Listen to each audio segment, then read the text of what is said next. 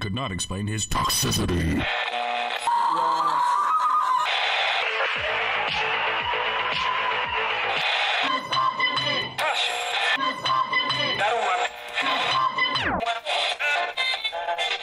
You should not listen to men's rights advocates if you want to know what they have to say.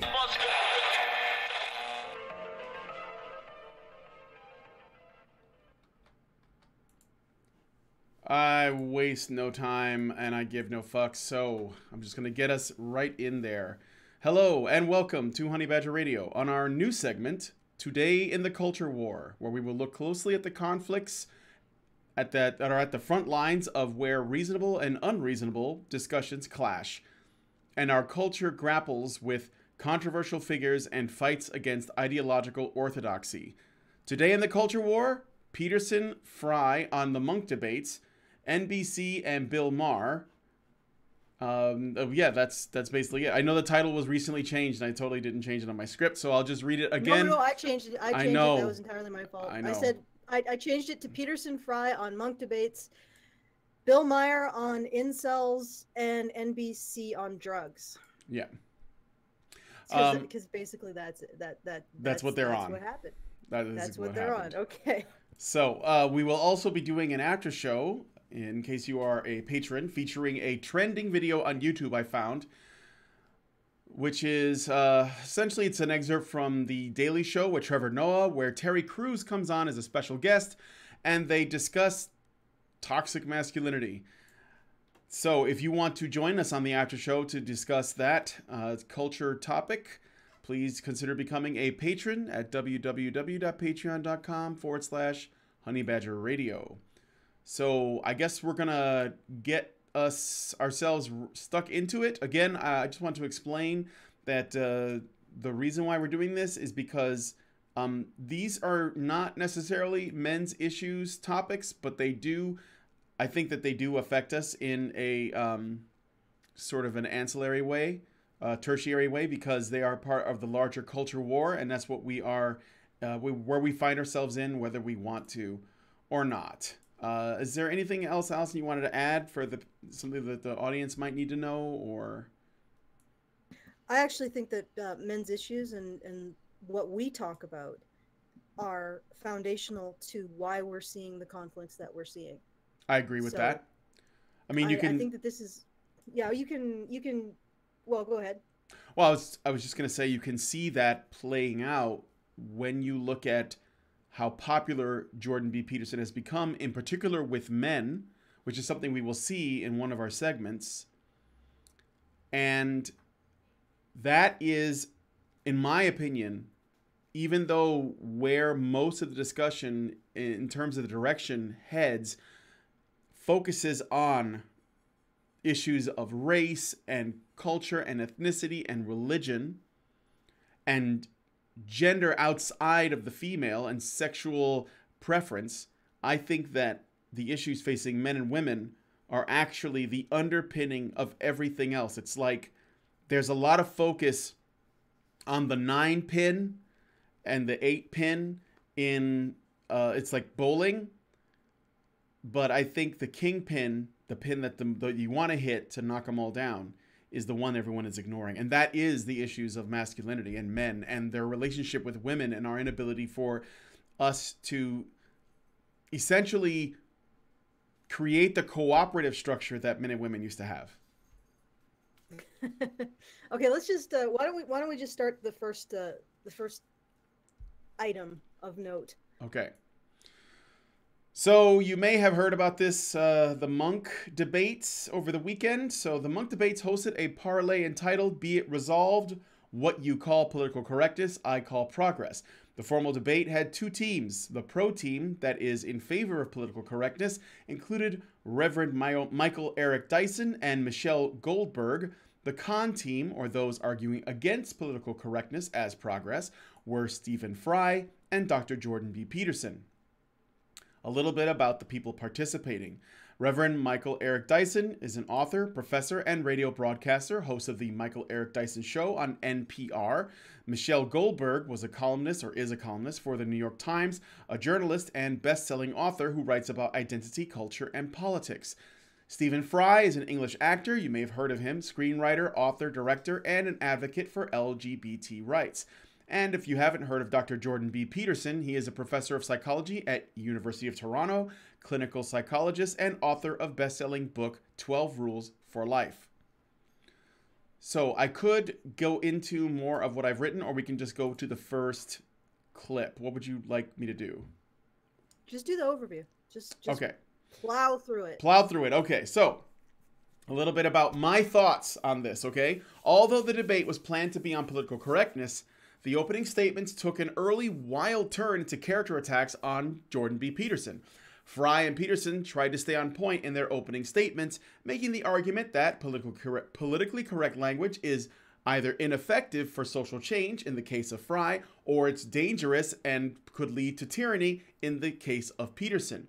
Meanwhile, Dyson and Goldberg merely spent all of their time trying to character assassinate Peterson instead of making an argument for political correctness. Dyson used every opportunity to craft a narrative that Peterson was racist, or that his ultimate aims in opposition to political correctness were in fact racist, while Goldberg made similar accusations but in the realm of misogyny. This put Peterson in a position where he had to juggle defending himself and making points towards the actual debate topic. Even Stephen Fry, though Peterson's partner, did little to defend his character, that is Peterson's, and instead threw his hands up in the air and asked why this debate partners were not talking about political correctness. Some highlights of the debate included Dyson's hypocrisy of, after hearing Peterson's appeals against identity politics, claim that his group identity was being externally exposed on him, or imposed onto him. Imposed. Yes, imposed onto him, yet he yearned to be seen as an individual. He then immediately went on to refer to himself as black, where context had zero meaning, where he says, minding my own black business, and called Peterson a mean, mad white man.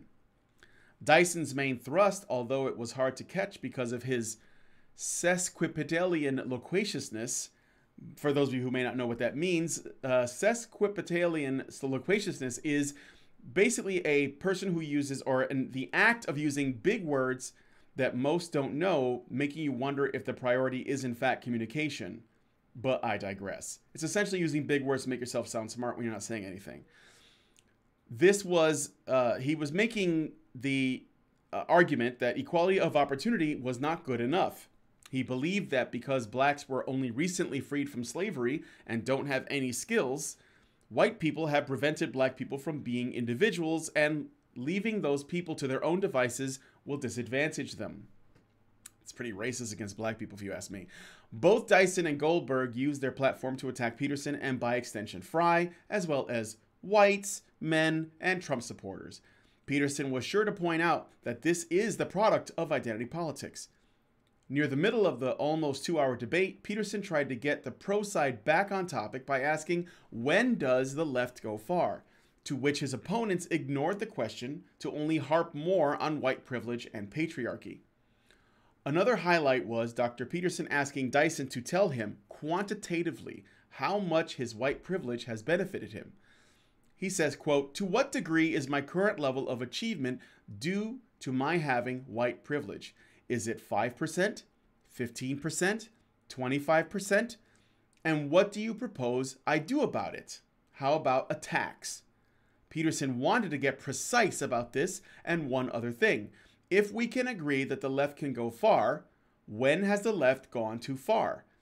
Peterson then gives his own answer as equality of outcome, or at least as a baseline to start from. Dyson responds to this by indicating Peterson suffers from entitlement and resentment. This is where he called Peterson a mean, mad white man.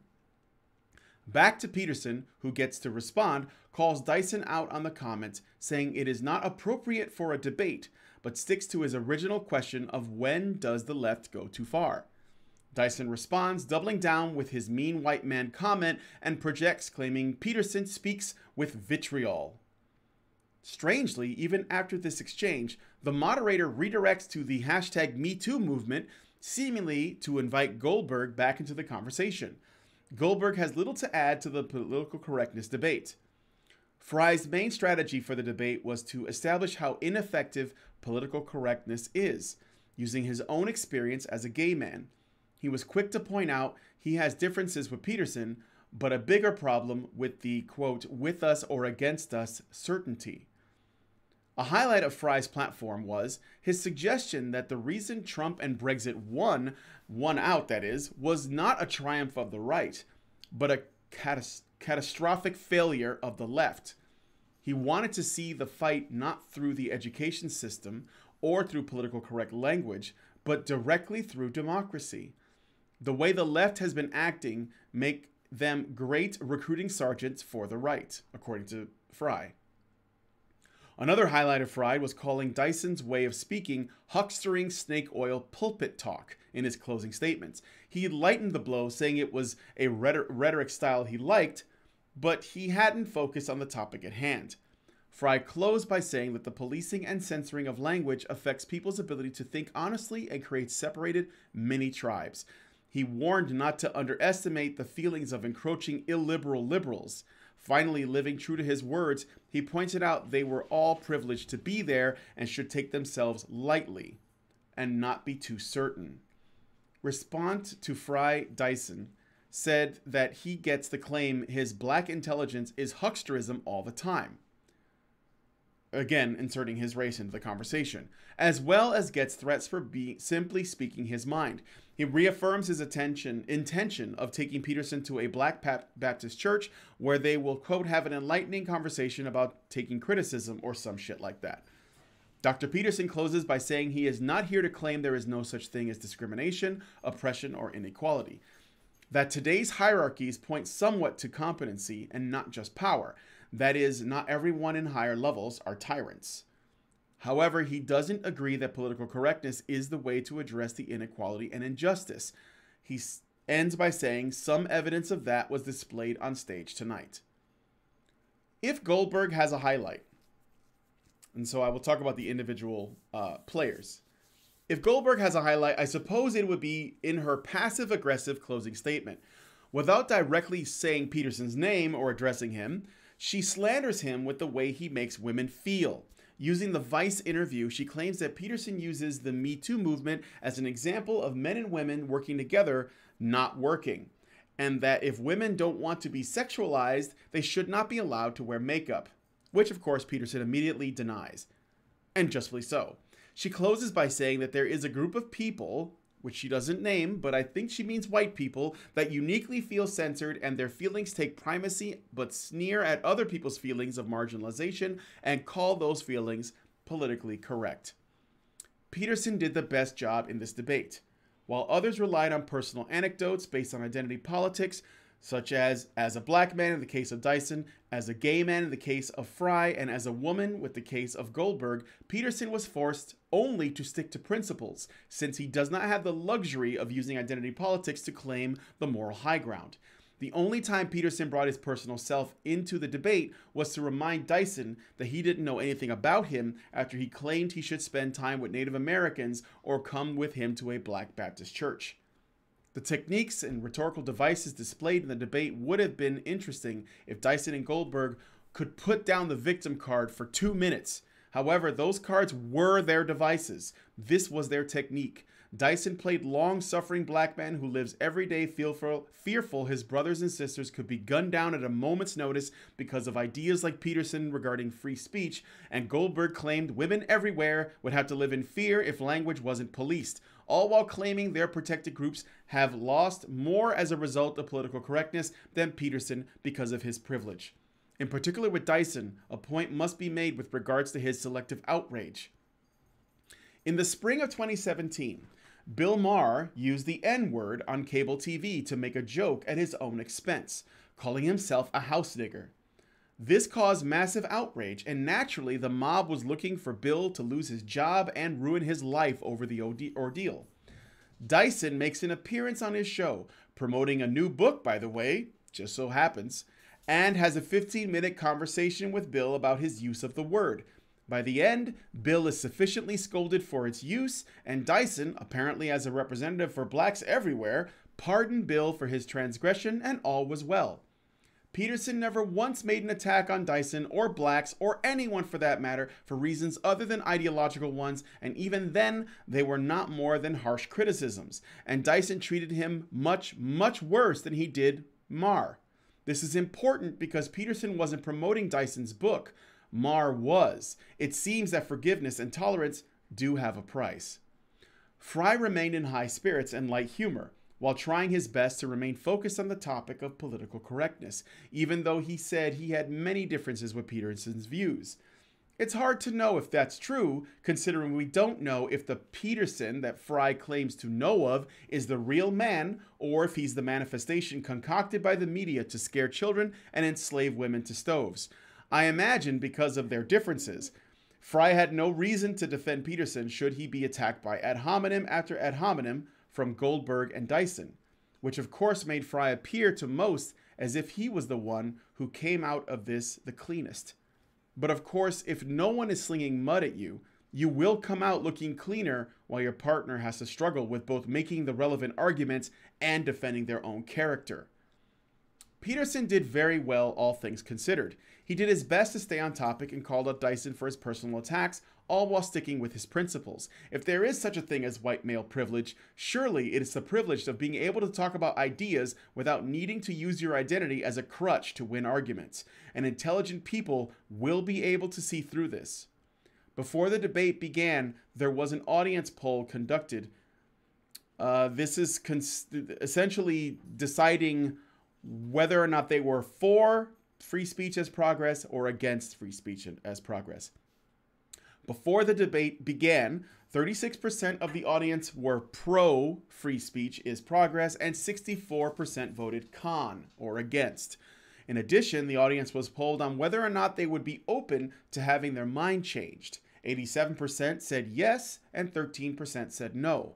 After the debate was over, there was a 6% increase on the con side, making a 30% in favor of political correctness, 30% of the audience agreeing with Dyson here, and 70% against. Most of those who tweeted about the debate responded negatively to Dyson's comments. An interesting tidbit is that Dyson once went on, I already mentioned this, where he went on Bill Maher. Dyson is selective in his outrage. Peterson has never said something equally deemed as politically incorrect, but makes incredible accusations about his racism. And it's also worth pointing out that Dyson plugged his book while on the debate, asking if Peterson would tweet about it. This is where his priorities actually are. Remember that. Some, like Leanna Kersner and Kathy Young and all other nice feminists, thought that Peterson did poorly and that, quote, so-called modern intellectuals can't stay civil for 2 hours at a time, and that, quote, Stephen Fry rose above it. Apparently, Peterson defending himself from hateful insults is a sign of weakness. Funny coming from some people who are so much against bullying online. It's almost as if nice feminists still give men like Peterson superhuman agency. So anyway, those are my initial thought. Well, not initial. Those are my thoughts on the Munk debates. Whoa. Inspired a lot of cogitating. My thoughts on the Munk debates, and I don't want to get too far into it because we're going to be going through a few clips. I think Peterson actually brought up interesting ideas. And he brought up really important points that needed to be addressed and never were. Specifically, the idea that the left needs to have some kind of exit strategy, or it needs to have some way of ascertaining when it's going too far. I thought that was incredibly well reasoned on his part. And I'm glad that he stuck to it too, because they never answered that question. It was the most important question posed in the entire debate, and it was never answered. I mean, Dyson was just, I mean, he alternated between I'm a victim, you're a monster. I'm a victim, you're a monster the entire time. Yep.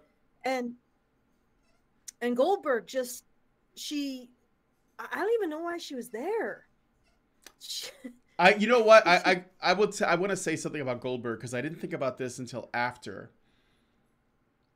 Goldberg was trying her best to come across as small as possible which is it's par for the course when it comes to feminists in a heated debate.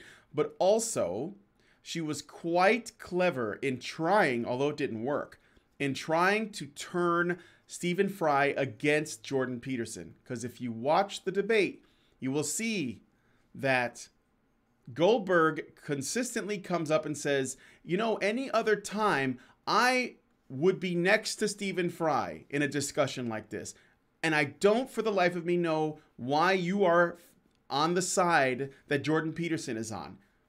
Because you both have different ideas on political correctness and whatever your goals are.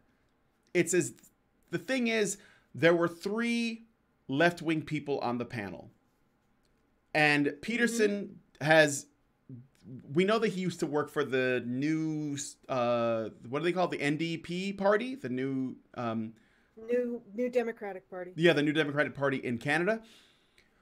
But they've all sort of shown that that's their thing, except that Fry considers himself a soft lefty, probably more of a classical liberal, you know, John Stuart Mill leftist type, which is reasonable, basically, a reasonable human being, but still, you know, on the left. And that's, I think, one of the reasons why even Fry used a little bit of identity politics to make his point, although I think he was just trying to convince the opposing side and knows that that's the tactic that he had to take. But Goldberg was thinking that Fry should not be there next to Peterson. He is your enemy. Peterson will take rights away from you. Why are you siding with him? Which is absolutely incorrect, because from the beginning, Peterson was never trying to talk about politics. He was trying to talk about something deeper, which it is deeper. Mm-hmm. This is far deeper than that. The problem is that the people like Goldberg and Dyson can only see things in terms of power, and that means politics. That's why they think that way. They don't see the underlying cultural things that are happening, psychological things that Peterson clearly gets. So I'm sorry to cut you off, but I believe he gets it. I'm sorry to cut you off. I know you were talking about your points, but I think Goldberg was trying to divide them, and to an extent, I wouldn't say she succeeded. I wouldn't say that. But to an extent, there was a little bit of a fissure between Peterson and Fry. But I don't think that it was a bad thing, because they managed to hang in there anyways. I wanted to, first of all, it really speaks to this idea. And the reason why I was laughing while you were talking is because this is a debate about a something that's happening in society. And for them, for Dyson and Goldberg, it was all about establishing power and dominating. It wasn't about coming together and talking about something and maybe sharing insights. Even in a debate format, you can still do that. It was from the beginning to the end about establishing power. And even this little intrigue that she attempted to have with with Fry, that speaks to that mentality that it's all about power. And I just wanted to actually get you to clarify something you said. What did you mean by her wanting to be small? She wanted to be able to make her arguments without appearing like a threat. So she would say things like, I get death. She played the victim a lot. Like, I get all these death threats on Twitter. All I do is I write an article, and then the mob comes out and they threaten me on Twitter, and, you know, and women everywhere are scared and things like that. Like, she does this very, very velvet glove approach to trying to change minds. And she applies it in small doses to Stephen Fry to essentially try to garner sympathy for her and her job and what she has to deal with and stuff. So she's basically trying to use her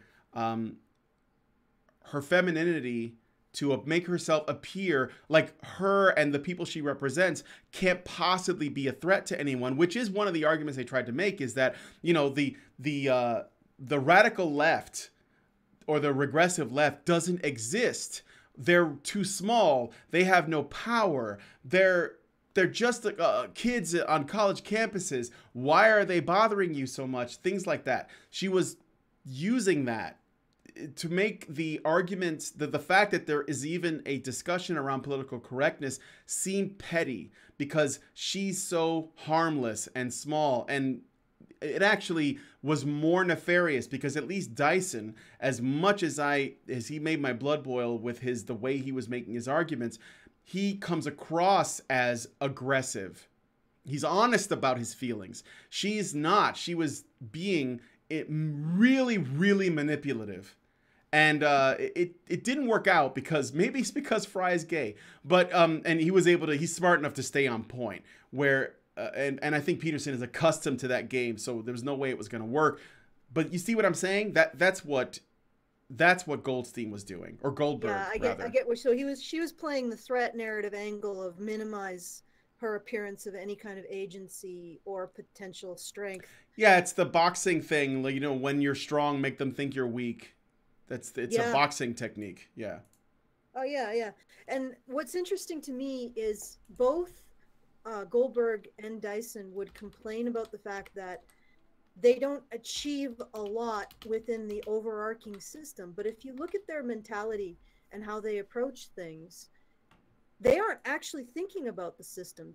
Peterson and Fry both expressed sentiments that were about maintaining the system, not just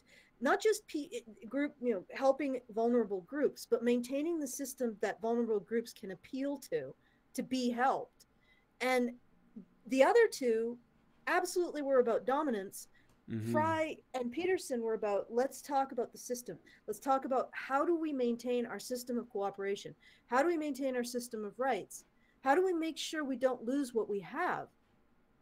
And Dyson, and what I find remarkable is people like Dyson and people like Goldberg will say, I don't achieve as much as these white men in the system. Mm-hmm. But the white men are the ones who are actually trying to build and maintain the system. Mm-hmm. So you're not going to achieve, if you're not in the sewer, working in the sewer, you're not going to become a sewer chief. If you don't care about the sewers, you're not gonna and I'm using the sewers euphemistic to mean society itself. I guess that's really negative, but it's what came to mind. But the thing is that if you're not going to advocate for the system, if you're not going to put your interests last, and really Fry and Peterson compared to Dyson and Goldberg, they weren't even talking about their own interests as individuals, or even as the group that they were they were the biological group that they're part of. They were merely advocating for the system itself. Well, of course, the group of people that advocates for the system itself is inevitably going to be the ones building it. And if they're the ones building it, inevitably they're the ones who are going to achieve aspects of having built it. And then they turn around and look at those, having achieved those aspects of having built the system that they're the ones advocating for, and say, we are oppressed by the system. And what's really happening is that there is one group of people who sets aside their own interests in a large portion because they're not really allowed, like white het men are not really allowed to advocate for their own interests, but they set it aside in order to maintain the system that everyone benefits from. And, it is not just white cis het men, it's also black men who don't go up and like Dyson and say, I'm not going to advocate for the system and I'm not going to help build the system that we all rely on, but I'm going to insist that it's oppressing me unless it gives me stuff. I'm not going to advocate for the system, but it needs to give me stuff or it's oppressing me. That's what just boggles my mind. Did you see what I'm talking about, Brian? Yep, absolutely. Absolutely. I mean, the system oppresses me. You got the two white men on one side saying, we need to make sure the system is healthy so it produces fruit so everybody can eat. And then you have Dyson and Goldberg on the other side saying, the system doesn't produce enough fruit for me. It's oppressing me. Yeah, you only want to use the system to produce more fruit for you and your people. And while my people starve. And these guys are saying, we want to make this work for everybody. Yeah. Everybody includes your people. So that means it's wrong. Yeah. mean, where Peterson was coming from was an awareness of the negatives of the conservative position, the right position. He wasn't saying that people on the right couldn't get things really wrong. He said, yes, they can. But you need to recognize that so can people on the left. Can you give us some sort of understanding that you can use your power wrong? And here's the real crutch of all of this.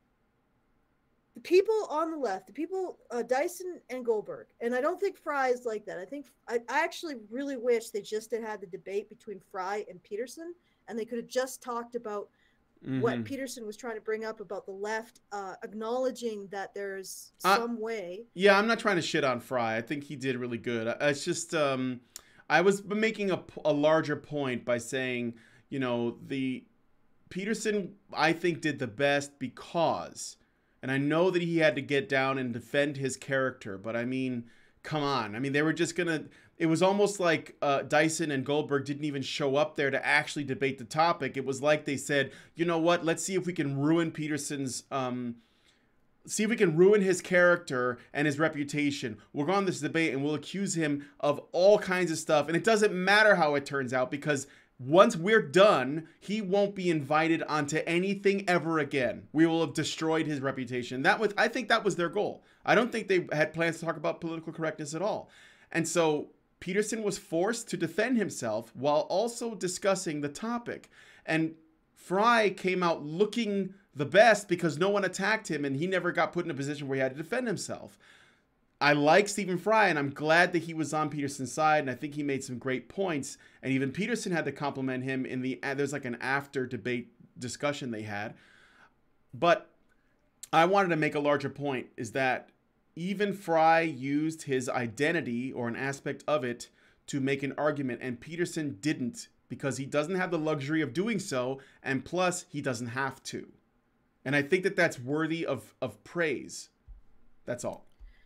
I wasn't actually, I wasn't saying that you did anything wrong with your criticism. What I was trying to get at was, I wish they had cut Dyson and Goldberg, and just not had them. Just had the debate between Fry and Peterson, because I think that they would have had a much more interesting conversation, and they should have made the debate topic the issue that Peterson brought up, which is, can you acknowledge, as somebody on the left, that you can use these ideas to do bad things? He acknowledges that on the right, that's possible. And essentially what he's saying is, can you use your power and your concepts from the left to advocate for things that are very negative? And they never went there. They never really acknowledged that they could use their power in a bad way. Like the whole thing with no bad targets, no bad tactics, only bad targets. And that's a really critical point, because nobody should have to deal with or recognize as legitimate any ideology, any group based on a belief system that refuses to acknowledge that there is a potential for danger in their belief system. That doesn't think about that. So, and because at that point in time, you know that they're morally possessed. They just think they're right, and nothing will ever make them doubt that. Which means that nothing will ever stop them if they ever get the kind of power that they want. And this is the most critical point. And I think Fry would actually engage with that topic in a way that Peterson and Goldberg, I don't even think they were aware of the dimension that Peterson was inhabiting. Nope. And talking about.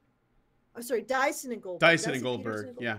Yeah. I don't even think they were. It was like Peterson was in a dimension that they could only dimly see the occasional brush of movement, and then they would just attack it.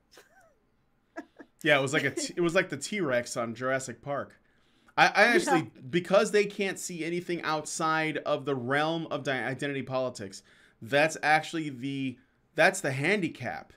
It worked against them. because Peterson only talked about ideas, only, and they just could Yeah. not. They could not see past that. And Well, I'm shocked. I'm glad that technically it's considered a win for Peterson and Fry, but I'm shocked that there were 30% of people that thought that Dyson actually made an argument. I'm shocked at that.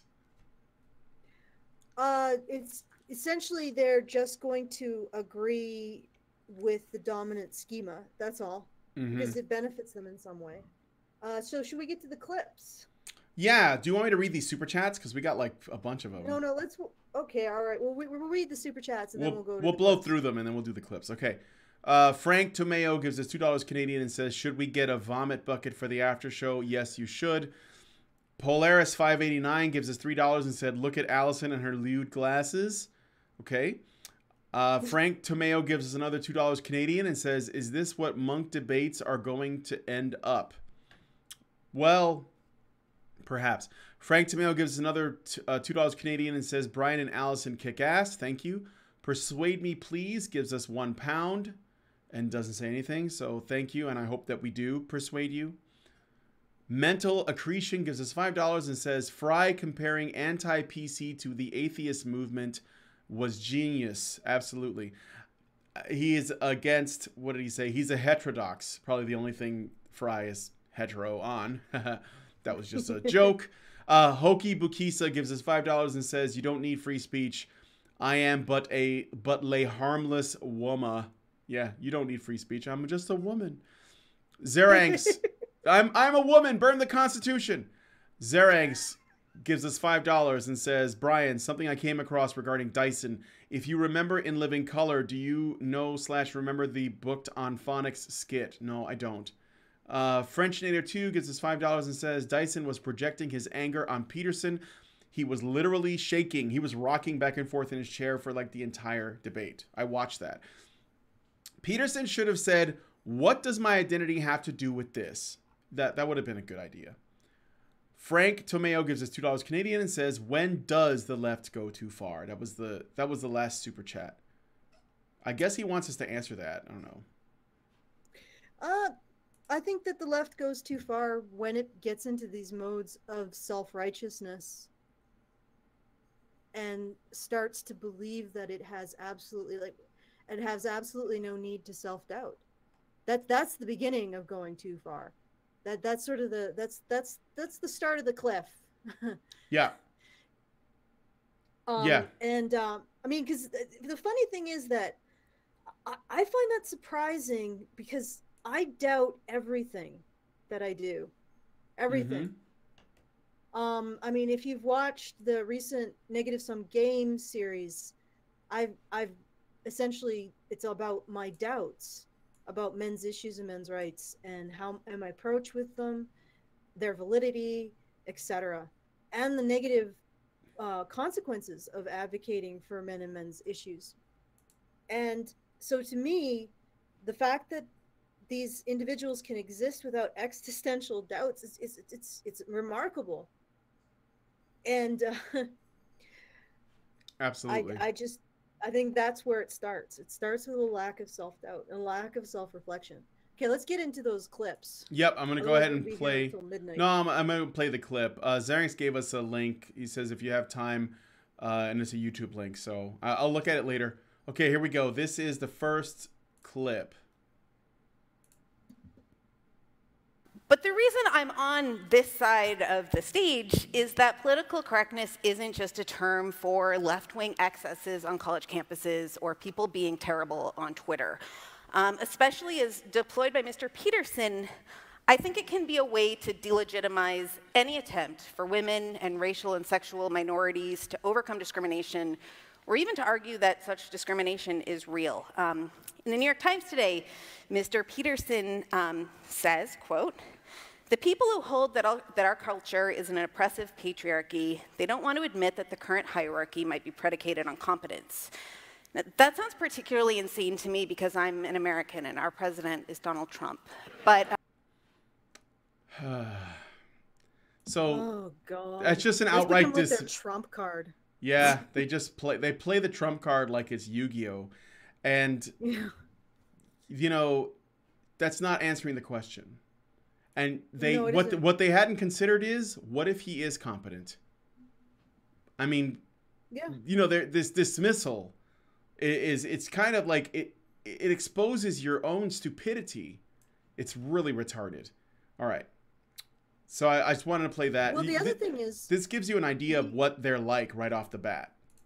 yeah, it does. It really does. And she just accepts as just it just is absolute truth that we live in a patriarchy. That just you cannot question it.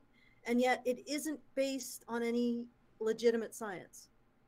And she's essentially saying we live in a society where men are granted things, that we prefer to grant things to men versus women. We prefer to protect men more than women. You know, we just can't imagine men being hurt. We'd rather women be hurt.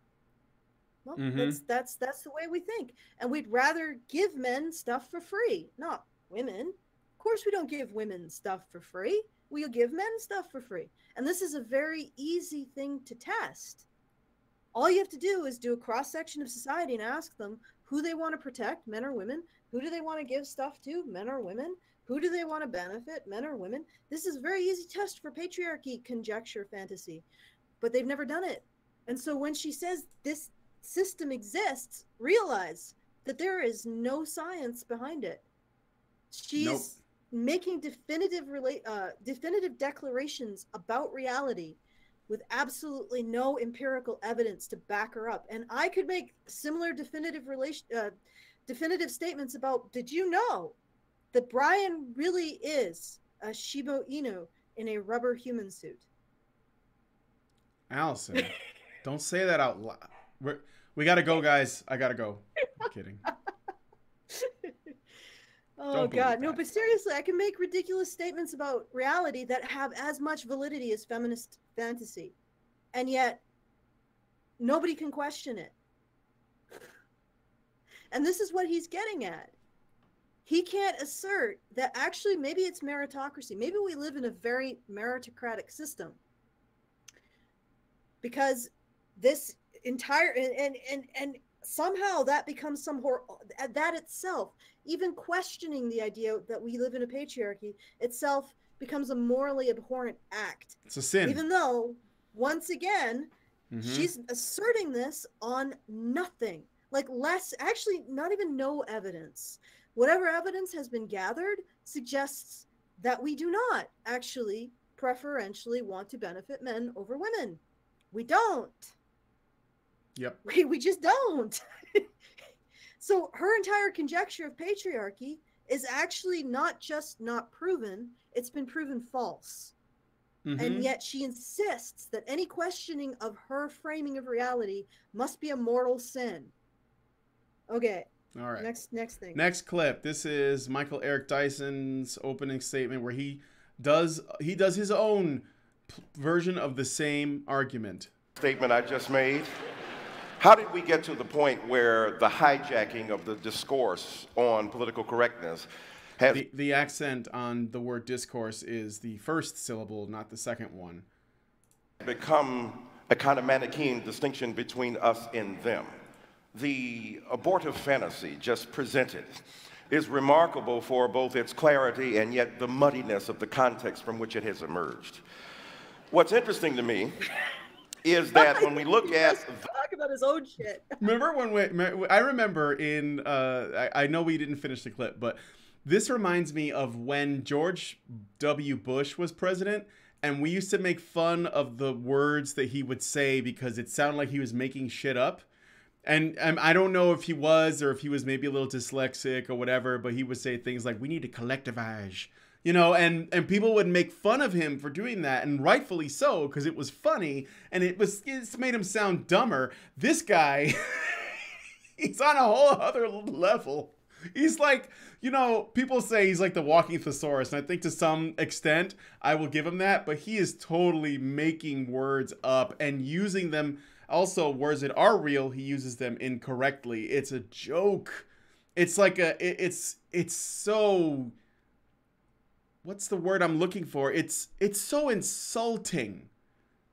to think of him as some kind of a black leader. If I was in the black community, I would be ashamed that this guy got to be on Real Time with Bill Maher as a regular guest advocating for me.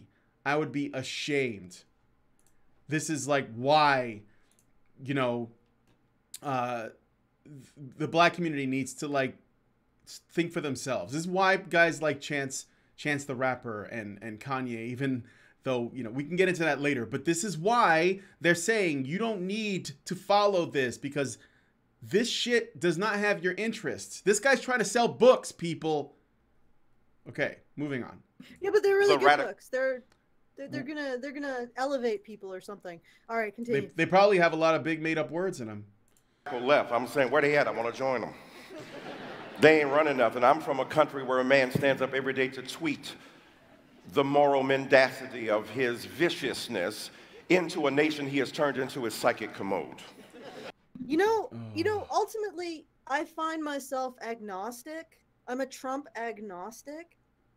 I know that we get lumped in with the Trump non-agnostics, but I think that Trump is neither Satan nor God.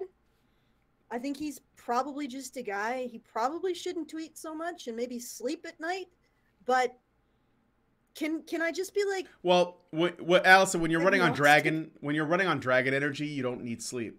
So that's why, you know, he's on dragon energy. Dragon energy is forever. He doesn't need to sleep.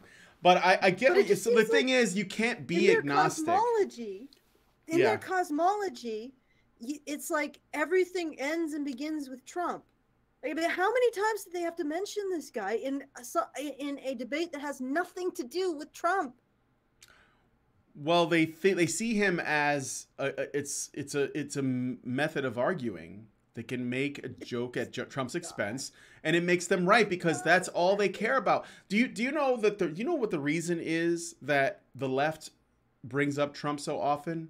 Because they are obsessed with power. People who have power over other people and the people that they want to have power over. And the way they see it, Trump, in their minds, he's not president of the United States. Because a president of the United States has to abide by, according to all of our relevant documents, he has to abide by a checks and balances system in which he is not where the buck ends, because we have a Congress and we have a Supreme Court and we have all of these things in place to prevent him from being an emperor. But in their minds, he is the emperor because they only see things in terms of power differentials. And because he's white, male, straight, rich, those are all things that make him more powerful and more evil because they only see things in those dimensions. The more powerful you are, the more evil you are, unless you do things like give your resources to people who have less than you do in order to alleviate your sin. This is the way they work. This is why they see things that way. And yes, it's exhausting. I voted for Trump. It was probably a wasted vote because I live in Illinois, and Chicago basically makes sure that the Illinois is always a blue state. And I never voted for Republicans before, but I did not want Hillary in office. That was the reason. But I don't feel that strongly about him as a president, but they keep bringing him up. They do it because they think they only see things in terms of power struggles, and they think this person is Emperor Palpatine. You know, they think that he's just the ultimate guy in power everywhere. So, you know, I don't think in that way. I don't think in terms of the president is the king of the world, but they do. And that's the way that they want to fix all the problems in the world is through basically people with power, the government, the president. If a woman becomes president, then that's good to them because it means that women's issues will be addressed because women in power should only be concerned with women's issues, and so on down the line with their progressive stack. That's why they see things that way. They only see people that have power and people who don't. That's just the way they work at this point. Yeah, no, I totally agree. It's and the thing is that for people who think that for some reason this is a left or right issue, like I said, Fry is a left-leaning person that I think could have an eminently reasonable discussion with Peterson, who is also a reasonable right-leaning person. They could really get a lot further if they weren't dealing, and you know what, I don't even want to call them progressives or on the left or liberals anymore, because I don't think that's what they are. No, I actually have a thing that I call them. If you don't mind me saying, sure. I think that people on this is going to sound really backwards and maybe confusing to people, but I think you guys might be able to follow what I'm saying. I've been saying this for a little while now. I think that conservatives now are trying to conserve liberalism, and so they are liberals in that sense. That's why I don't call feminists or Dyson, Black Lives Matter, hucksters, Antifa. I don't call any of these people that claim to be liberals.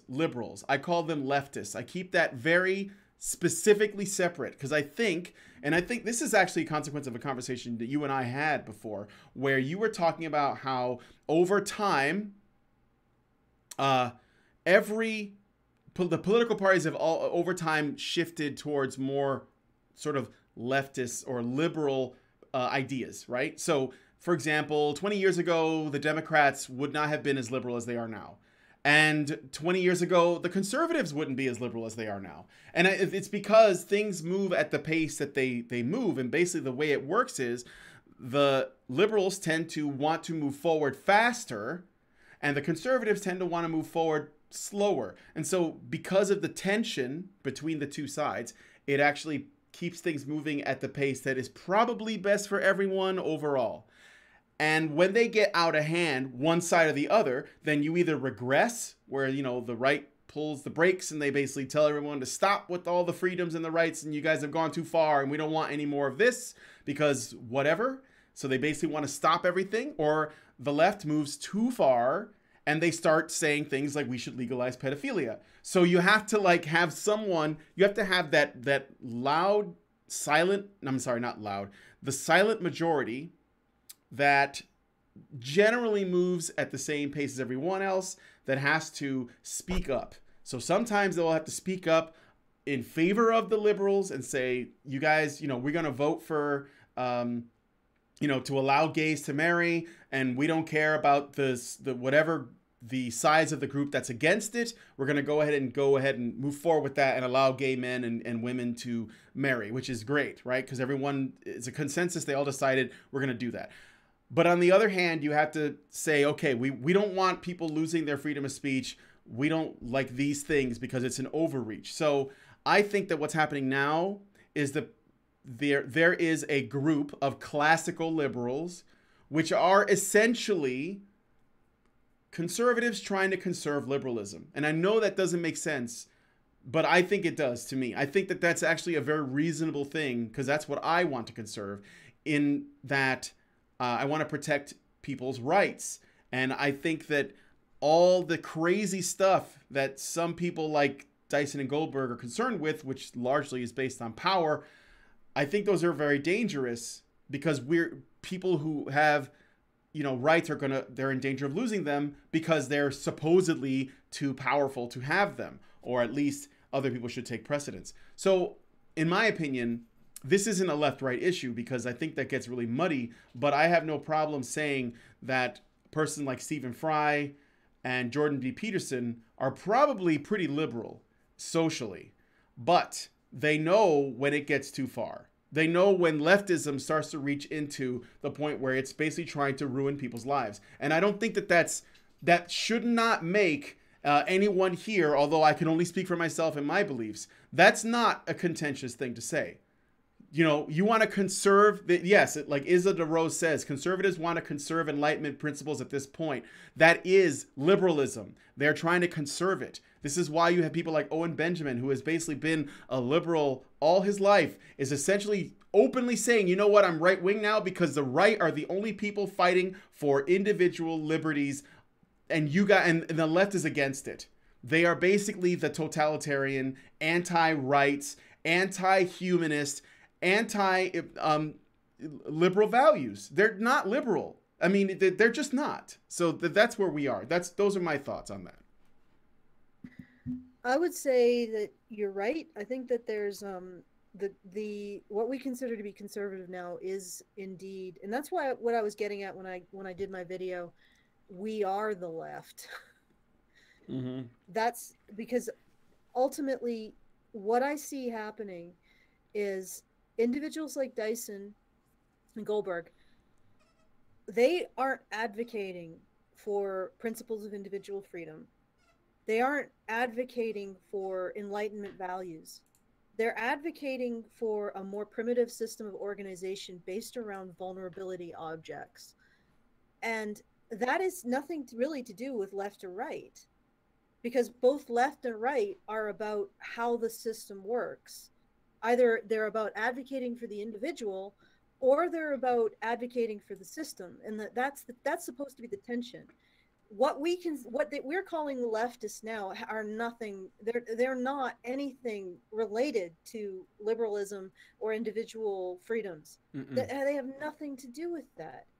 What they are is a group of, I want to say religious, but I know that I don't want to insult people who are religious. I'm going to say it's an orthodoxy. It's an orthodoxy. It's a cult. It's a cultish orthodoxy. Yeah. It's a cultish orthodoxy in which they revolve around vulnerability objects. And everybody is judged based on whether they harm or help the current object of vulnerability, which itself changes over time. So it goes from being gay men, lesbians, to the black community, to the Muslim community. So it changes over time, the central vulnerability object. Of course, what doesn't change is the idea that women are the ones who advocate for the vulnerable. So we go from women and children first to women and minorities first. Women always have that social position as advocates of the vulnerability object or group.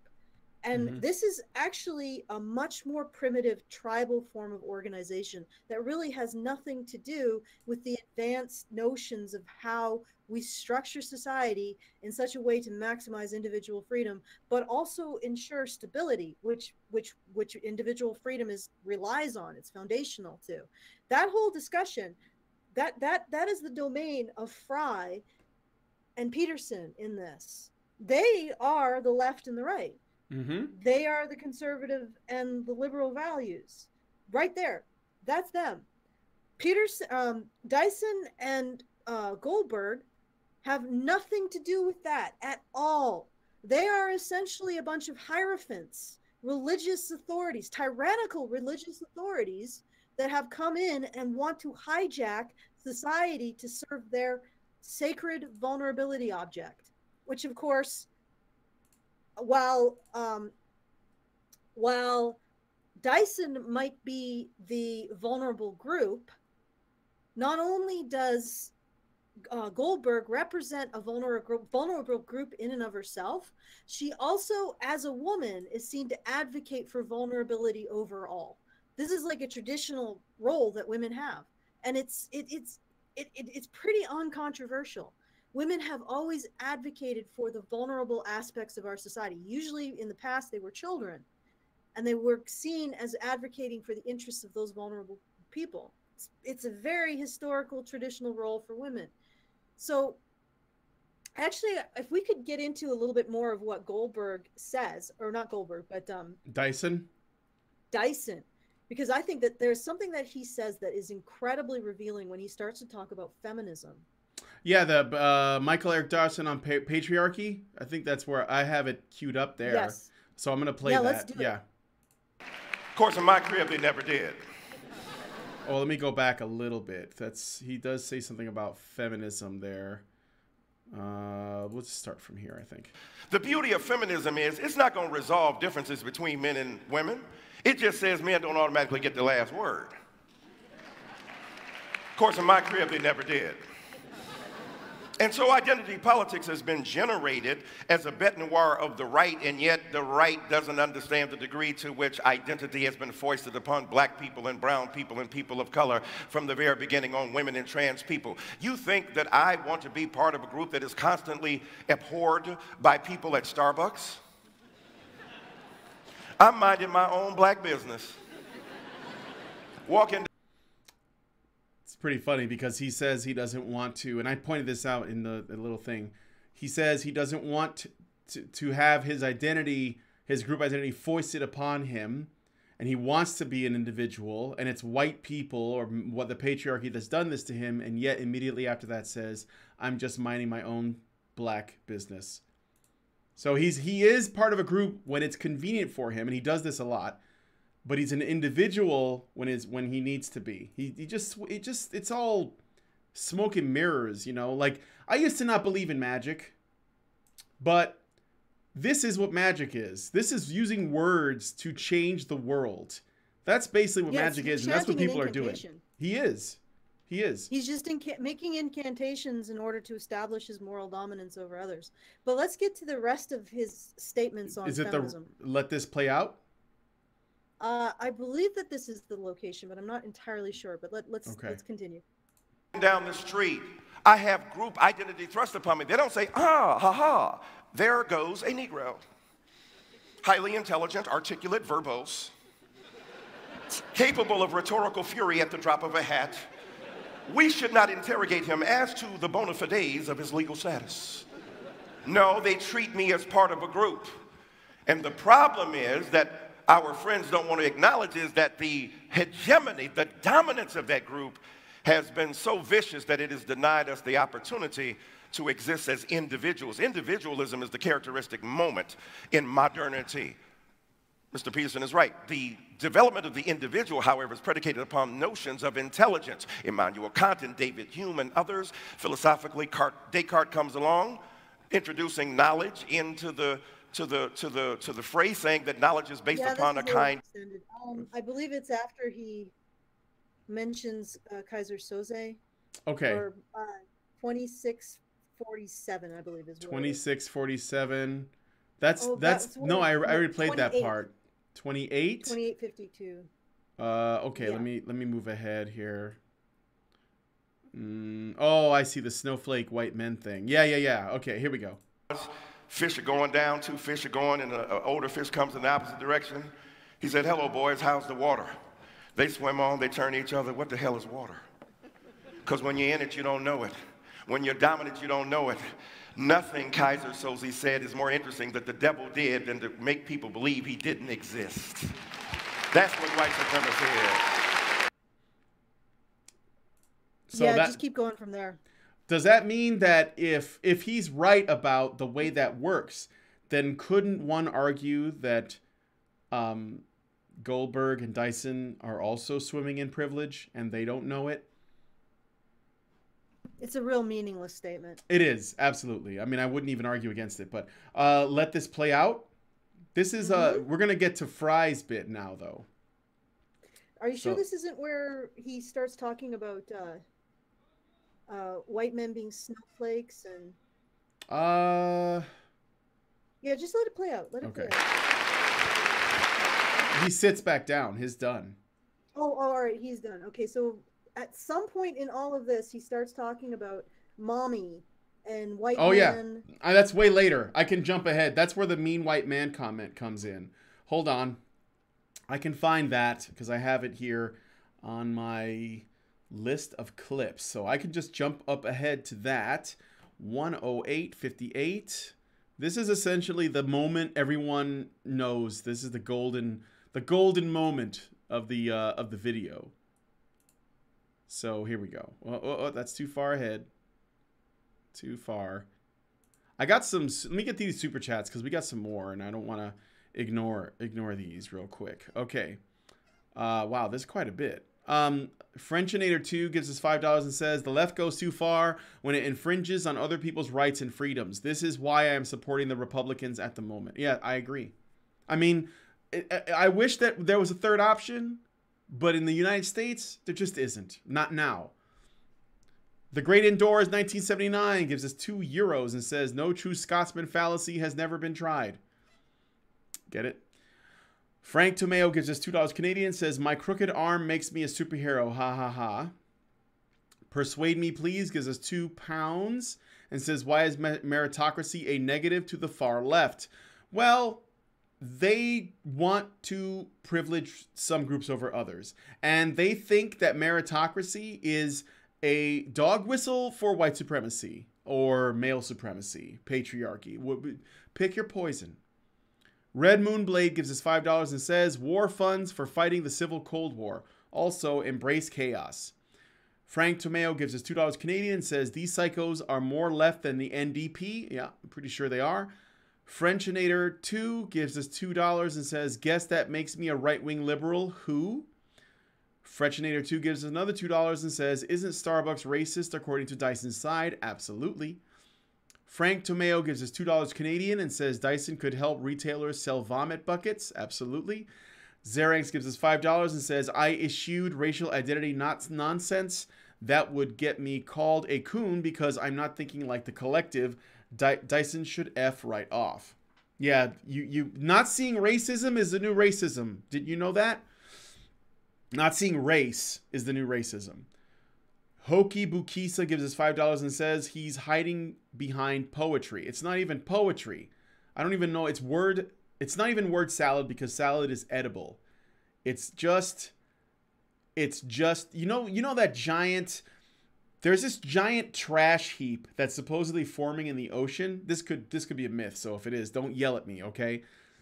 That's basically being formed by all the plastics and stuff that we throw out. And it's supposedly like in the northern part of the ocean someplace. That's what Dyson's speech is. It's a pile of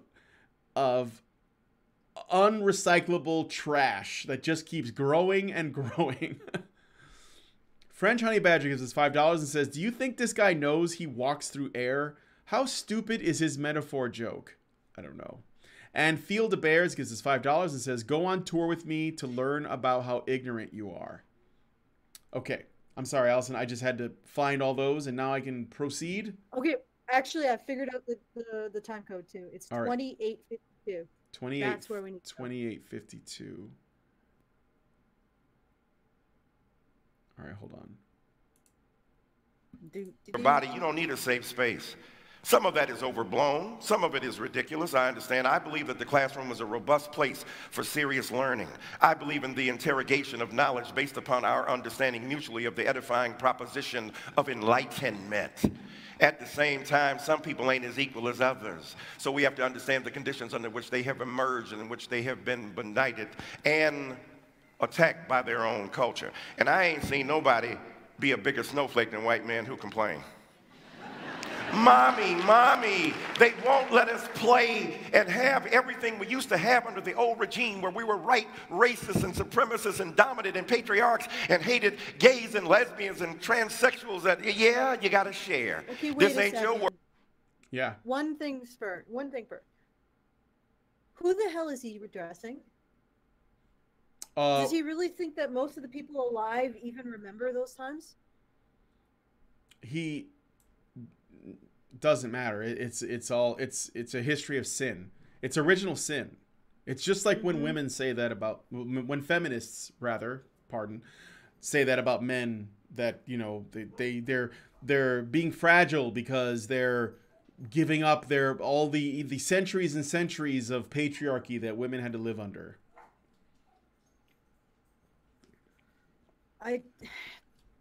Well, the notes that I have here is that, I mean, who is the mummy here?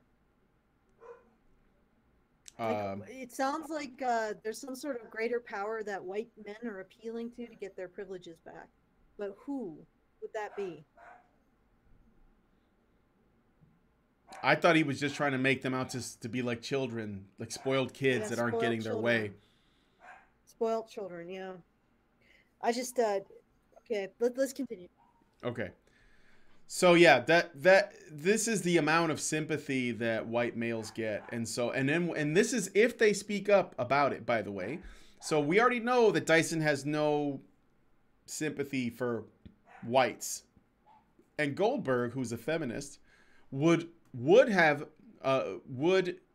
should be able to argue that white men and just men in general should be able to come out and talk about their feelings and what they're going through and their pain.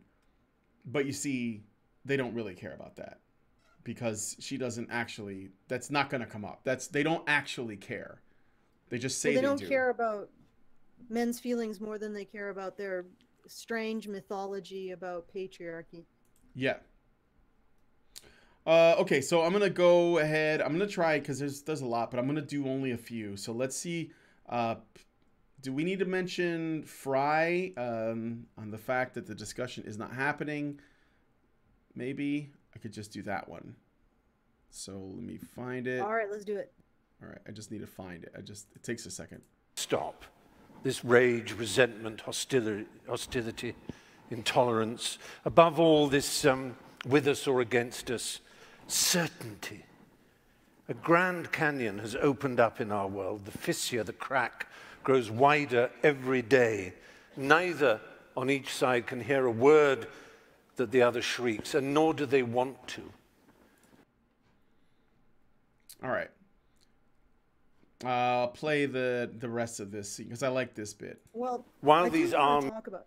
Go ahead. I do want to talk about the problem with saying that neither side is well, first of all, I think he's okay. The echo is driving me nuts. Is there okay? I'll mute myself. What Hold he's up. saying here is under the assumption that there are two sides as he understands it. There are two sides, but he's not on the side with Dyson and Goldberg. They're on the side of trying to establish a very strict theocracy based on inviolate, like biological factors that you can't change. So it doesn't really matter the components of the theocracy, whatever it is that your sacred object that you revolve your society around. That's actually an incidental. They're creating a theocracy around their sacred vulnerable object. They have nothing to do with the left and the right. Nothing. They may call themselves left, they may call themselves progressive, they may call themselves liberals, but they really have nothing to do with that. And Fry and Peterson are actually part of the real conversation. So when Fry says that there are two sides yelling at each other and both sides aren't listening and both sides have this certainty of purpose, it's not exactly the case. No. What you have is a religious theocracy, a theocratic movement towards ever more strict definitions of sin and acceptable speech and a religious belief system on the Dyson and Goldberg side. And then you have the people who are willing to talk to each other as moral equals. That's the real divide, is between people who refuse to talk, who refuse to exist outside of a moral hierarchy in which they usually are on top, and the people who will talk to each other as moral equals.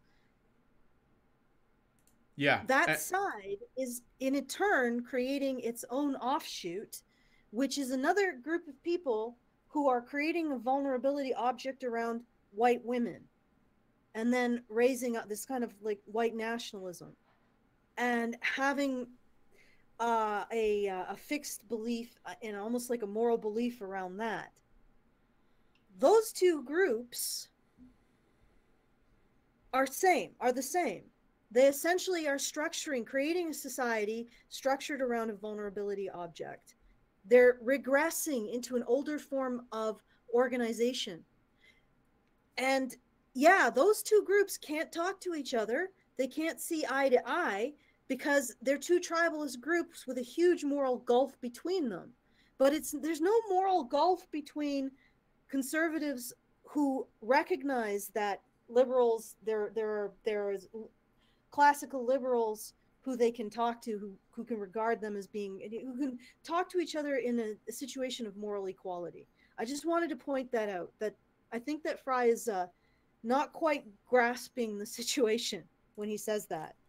No, I agree. I think he's a little bit naive. That was something I wanted to point out, that, you know, he's doing this thing that I see sometimes, and a lot of these not nice feminists on Twitter and people who don't actually look very closely at what's happening, but they just make these sort of empty declarations like both sides are equally bad, where they don't actually understand that the two sides are not the two sides you think they are. And not only that, but one side of this debate is, or not just this particular debate specifically, but I mean the discussion, the larger culture war discussion, is literally not trying to engage the other side. They are trying to slander them, ruin them, or even violently remove them.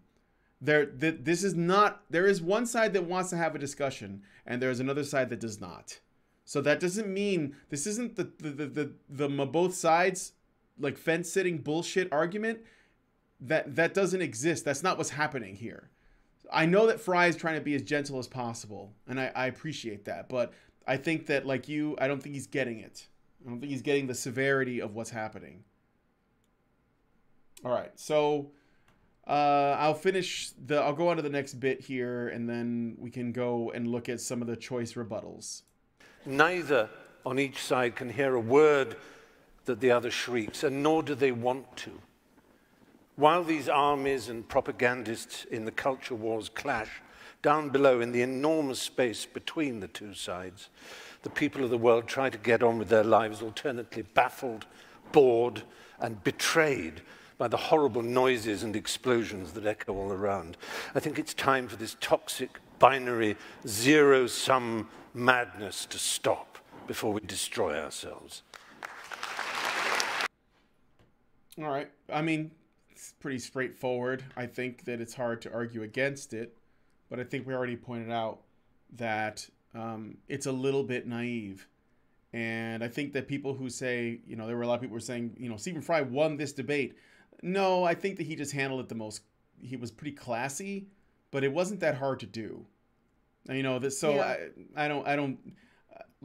think that it was hard to basically just stay clean and say nice things, and while at the same time, standing up for what you believe based on the information you have. And I don't think Fry has all the information. I think that he may have made a different statement if he did, or at least I'm hoping that would be the case.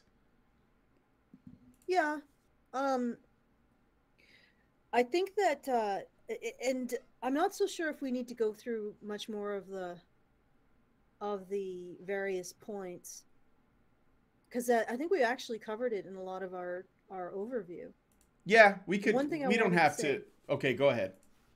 One thing I wanted to say was just to give like an overview and why I think there's a dynamic underneath all of this, sort of like tectonic plates underneath earthquakes. And we see the earthquakes, and we don't really recognize the tectonic plates moving around underneath there. When we look at the chasm that's being created, on the one side are people who are able to see past this kind of organization based on vulnerability. And once again, it's always women who are sort of at the center of this vulnerability. It's almost like a magnet, and then men become the fillings that sort of arrange themselves around the center of this magnet. Women are either the center of the magnet as the vulnerability object, or they advocate for them. With the far right, the white nationalists, you have white women and white children, and this kind of generative vulnerability object, the vulnerability of the white woman and white children. On the left, you have, or not the left, but on this other pode, you have the progressive women and their advocacy for the vulnerability of minorities. But in both cases, they're both revolving around the same thing. They're both creating a structure that prioritizes and develops men's identities in terms of service to the vulnerability object. And then you have Fry and Peterson, and I don't know if they recognize this, but they are seeing themselves in terms of service to a system, not necessarily a vulnerability object, but a system of individual liberty and a system of peace and prosperity in the West. And they're saying, let's serve the system as opposed to the vulnerability object. These two types of organization actually come out of gender expression.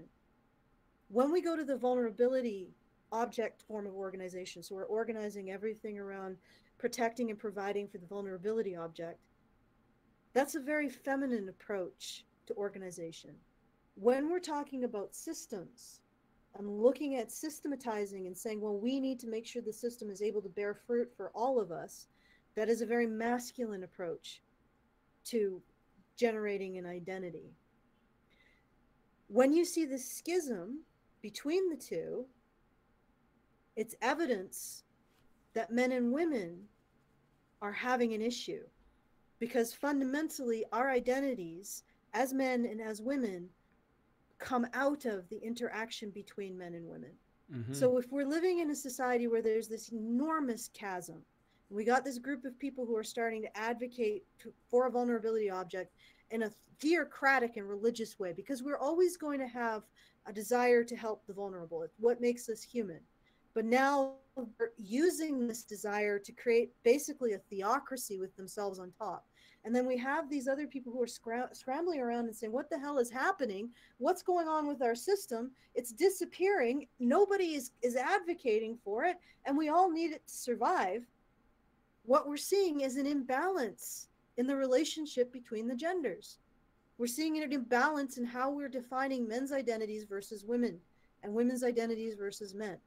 That's why men's issues is actually rather central to all of this. And there's a lot more complexity to this. This is basically broad brush. And I know that in the comments, people are going to be challenging me.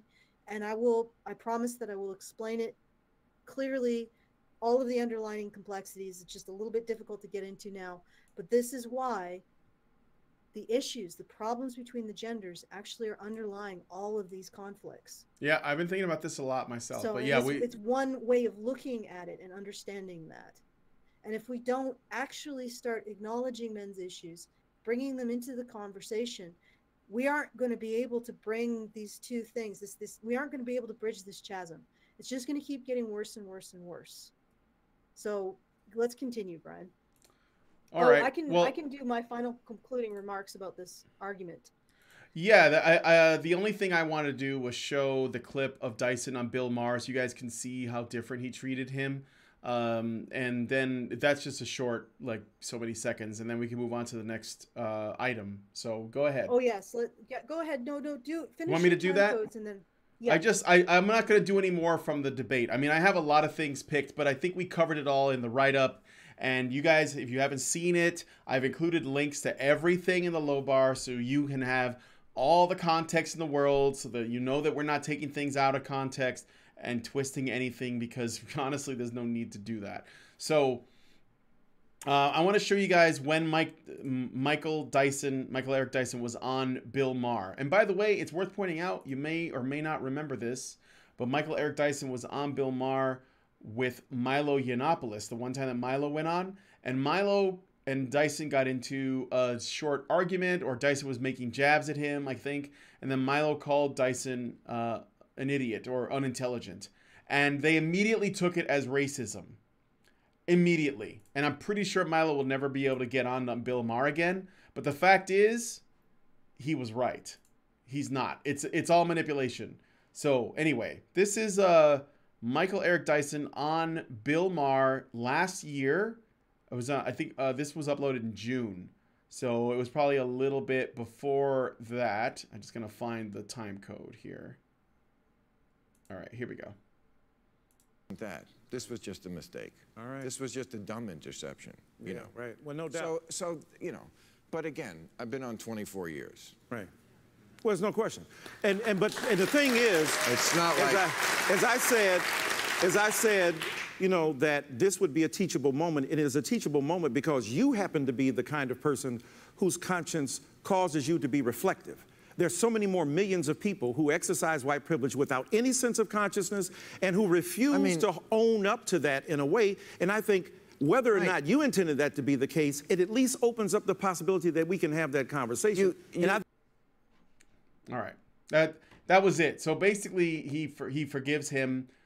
You know, takes some jabs at him to like make sure that it looks legitimate. We'll come back to that later. I have some thoughts on that, but that was just one thing I wanted to show. So, do you want me to get into the next bit? I think so, yeah. All right. So the next thing on my list here is, oh yeah, right. So Peterson was on MSNBC. Woo. Originally, there was a 2-minute hit piece that was made, which I have here for clips. And then later, because of the horrible review ratings that it got, I mean, I think it's like 1% voted a thumbs up and 99% voted thumbs down. I'm not kidding. You can look at it. It's there. It's brutal. After that, they claimed to upload the full interview, which is a 15-minute bit that's cut into segments. However, the truth is, Peterson said that he was interviewed for 90 minutes. So we still don't have the full interview of this, okay? NBC hit piece. It featured both an interview of Peterson himself and a critic named John Semley, who is a journalist. Both Semley and Peterson are prompted by the interviewer to compare Peterson to Trump. And Peterson himself is asked how he compares to Trump. To Semley, the NBC reporter asks if there is an ideological similarity between Peterson, President Donald Trump, and his followers. He responds, fundamentally yes, and the reason he points to is that both men believe in winners, losers, and natural hierarchies. According to NBC, Peterson is using psychology, religion, and biology in order to, quote, justify the same inequality that the left opposes, end quote.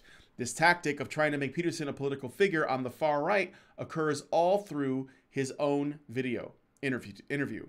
Peterson explains that he is disillusioned with not only socialism, but ideology in general. He believes that placing inequality at the feet of capitalism and the West is misguided. Yes, hierarchy produces inequality, and lots of people end up stacking at zero who get disenfranchised and may feel like they want to burn it all down, and that is a problem. But the left is wrong in calling it a unique dysfunction of our capitalistic system. Peterson establishes his line of where the left has gone too far would be at the aim of equality of outcome. Across what parameters? All of them? Do you want everyone the same? He asks. The interviewer goes back to painting Peterson, passively stating that people claim Peterson has a political viewpoint, evidenced by his fans, before outright asking, quote, are you a radical right-winger? Peterson chuckles and protests the accusation, going back to the principles he discusses. He says this isn't a political problem. But pushed, he denies the need to defend himself against ridiculous accusations that have no evidence. Without skipping a beat, the interviewer brings up Peterson's alt-right fan base, where Peterson goes, why all identity politics sucks, no matter what side it's coming from. He adds that the right is not a threat on university campuses, and really, the alt-right isn't a threat. In the extended NBC interview, we actually get some substance on the subject of father figures. The interviewer comments on how simple much of Peterson's message is. Stand up straight, clean your room, like a father's advice to his son. He says so as though he's shocked, but Peterson replies by stating, and this is my favorite part of this, that's why so many people without fathers are reacting positively to me. In times of uncertainty, what was once common becomes profound. Despite their commonplace existence, it is at our peril to ignore them. The interviewer tries his hand at another gotcha. Chaos is symbolized by the feminine archetype, according to Peterson, so he posits that his book title, An Antidote to Chaos, is actually an antidote to femininity.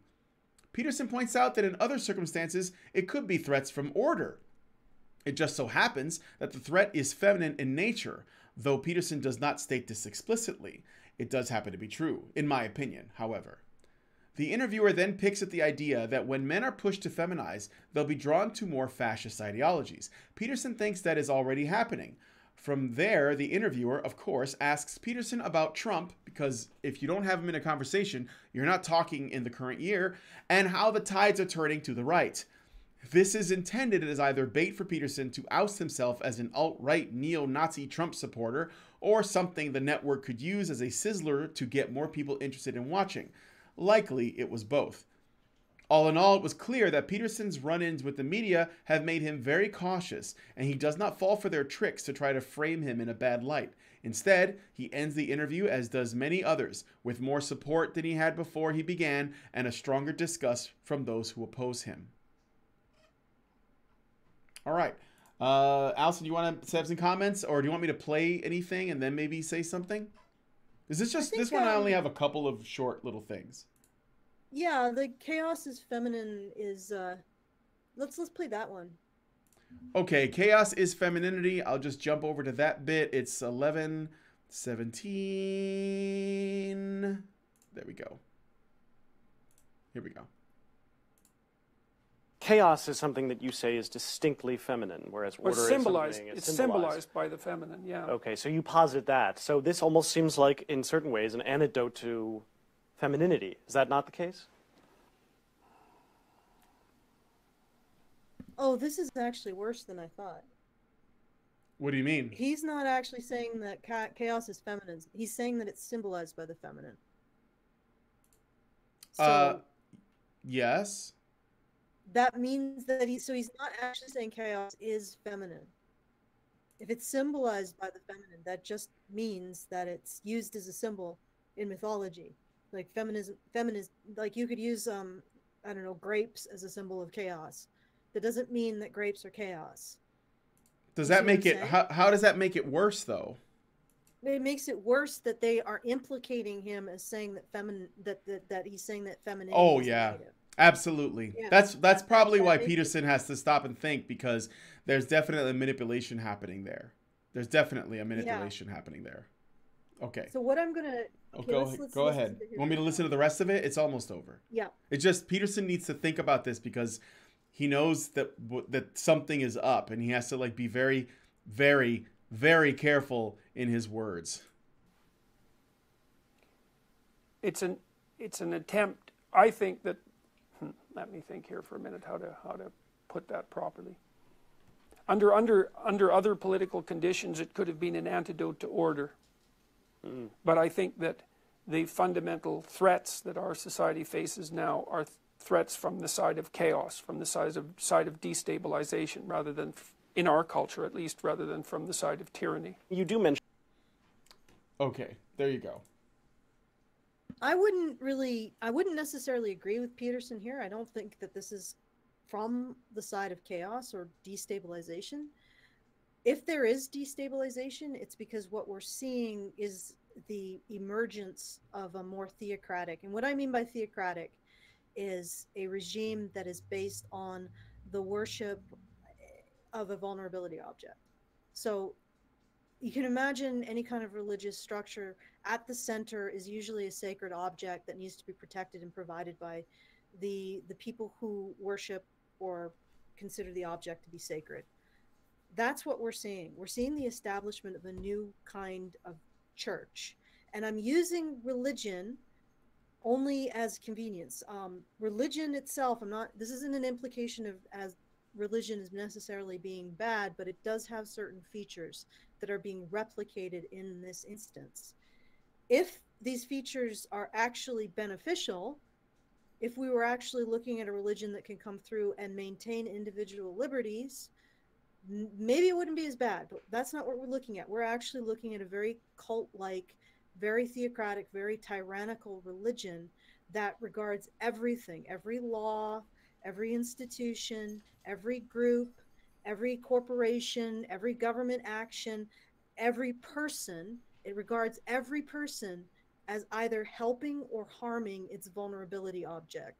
So we're looking at incredibly tyrannical, the rise of incredibly tyrannical religious force. Now, in its rise, it's destabilizing the more liberal societies that it's part of, but I don't think that it itself represents chaos.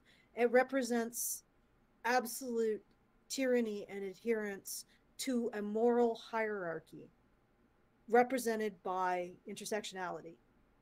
So that's what I think is actually happening. And so I'm not completely with Peterson on the chaos thing. Neither would I say that he is being misogynist. I think that is, from what I've heard right here, that is actually what's happening there. Is Peterson is saying chaos is symbolized by the feminine. That doesn't mean that the feminine is chaos. Just like if I say grapes symbolize chaos, that doesn't mean grapes are chaos. We're just using it as a symbol for chaos. So there's actually, he's not even saying what they're saying he's saying, but But this particular religious hierarchy, its sin is, of course, what is its sin, Brian? The religious hierarchy, the sin is... What is the sin? Essentially, women representing anything that could be construed as negative. Misogyny. Yeah, misogyny. Yeah. Misogyny is the great sin. Anything that could be considered negative towards women is the great sin in this religious hierarchy. So that's so like I said, I don't agree with Peterson, but I really don't agree with this interviewer because he's mischaracterizing what Peterson is saying, and he is casting it in the light of sin in terms of his own particular brand of religious fervor. Okay, is there anything more that you Well, there is one other thing, but I don't have to play any clips for this. There is a clip, but I don't think it's necessary. The interviewer does throw another ball at Peterson, tries to throw another curveball at him before this, I believe, where he says he picks at the idea that when men are pushed to feminize, they will be drawn to more fascist ideologies. And he does that because he takes strong issue with it. And I wanted to pin this down from this isn't the psychological or cultural thing, but more of a, I guess there's a bit of that, but there's also some politics thrown in here. So in the United States, there has been a lot of recently, and probably everywhere, but I know in the US for sure, so I'm going to speak for that. There's been a lot of talk of the return of fascism when fascism came back. 20 stood against hundreds. This return of fascism. And the fascism is being painted as something that's coming from the right, coming from Trump supporters, coming from men, coming from white men, coming from the patriarchy, coming from all things masculine. Whatever they can pin on it, okay? This is the idea.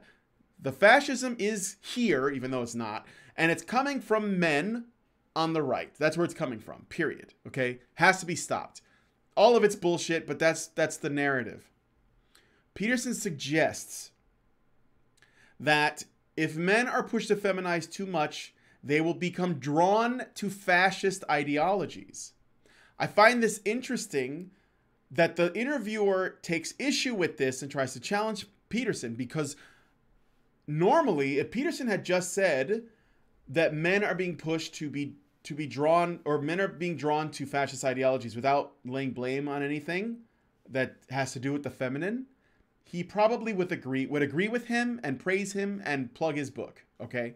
But because he says when men are pushed to feminize, they are drawn to fascist ideologies, then that connects femininity to fascism in Peterson's mind. Whether or not that's true is not relevant. But the fact that he's making that connection and the interviewer does not like it, like he wants to push back, he wants to make Peterson look like the actual fascist or the misogynist or whatever. And the thing that I thought about when I heard that, and the way that he took issue with men being fascists if women are making them, or at least femininity being pushed on men via women, which is usually how it goes, when you see how men are being raised without fathers and all that. Then he takes a problem. He takes an issue with it, and he has to challenge him. And I think that that's very interesting. Do you see what I'm saying?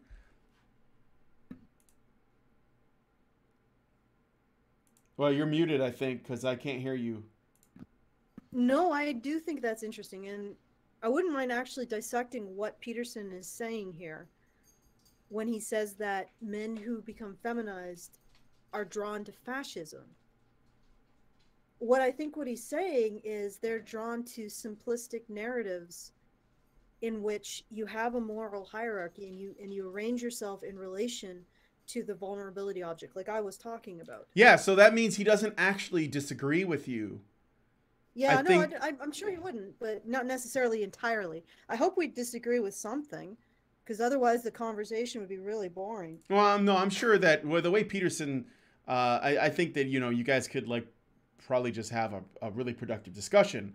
and work out all the little, the little things here and there. And I'm sure that he would take something away from talking to you. I mean, fuck, he talked to Russell Brand for 2 hours and got something out of it. So I'm sure he can get something out of talking to you. Yeah, well, in terms of making men fascist, what's interesting about it is when you have these, like I was saying, when you have these really simplistic narratives where you're not looking at the system, where you're not giving men an identity in service to the overall system, you're actually simplifying their identity into this kind of, you're either a hero servant of the vulnerability object, or you're a villain who threatens the vulnerability object. And there's no nuance there. There's absolutely no nuance. And that is very fascist. That's a very fascist outlook. Well, I mean, fascism, I won't get into the nuances of fascism, but it's a very totalitarian outlook. It's a very black and white outlook. And it requires, what's interesting about it is when you have a vulnerability object and you define yourself in terms of a vulnerability object, you require a villain to be a hero. You require someone to slay in order to save the vulnerability object. You require a sin and a villain. So it necessitates a black and white view of reality. Whereas with the systems approach, where you're serving the system, it's a much more mechanistic, logical, rational approach. And it also allows for the idea that morality can shift depending on perspective. Not like in that the morality is necessarily completely relative, but that, for example, it could be a good thing for if a father has a child who's dying of an illness. What if he stole medication for the child if he couldn't afford it? And people would say, well, that is understandable. But however, if you're in a systems way of thinking, if you allow that guy the father to steal the medication rather than paying for it, you undermine the system that actually creates the medication in the first place, and you create the possibility that you would take away medicine from everyone if you undermine the system that creates it in the first place. So you can see that the morality, you can see the morality of the father stealing the medication. You can see the morality of how it impacts the system, and you can actually hold those two in your mind and make decisions based on situational factors.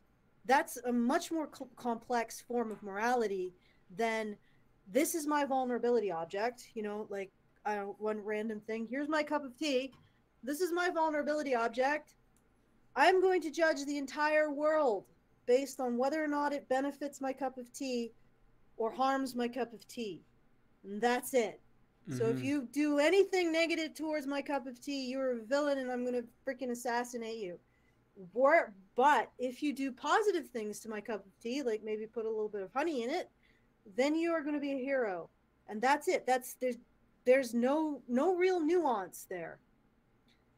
So it's that he's right. When young men approach things from that more simplistic, I'm going to define myself in terms of how I benefit the vulnerable, they become more fascist. And not just that, it requires a villain in order for them to have an identity, a positive identity. Yep. And I would say that underlies a lot of the conflict that we're seeing in our society as well. Because people, young men in particular, need to manufacture villains in order to feel like they have a positive identity. That's going to create incredible levels of conflict. All right, I'm done. Absolutely. Okay. Drink my tea. So I think we're pretty much done with this story. So we'll go on to the next one, or the next conflict. But before we do, I'll read these super chats off real quick because they're building up. Scooter gives us $1.99. It says Dyson was given a pulpit and he used it. Yep. He just wanted to sell his book. He didn't really care. Wanted to destroy Jordan Peterson and plug his book at the same time. Frenchinator2 gives us $5 and says everyone is different and that's okay. People don't need to have that same thing. Dyson side, we are the underdog and ad infinity or ad infinitum. Yep. Red Moonblade gives us $5 and says, racism is like a seesaw. Every couple generations, the mass racism changes sides.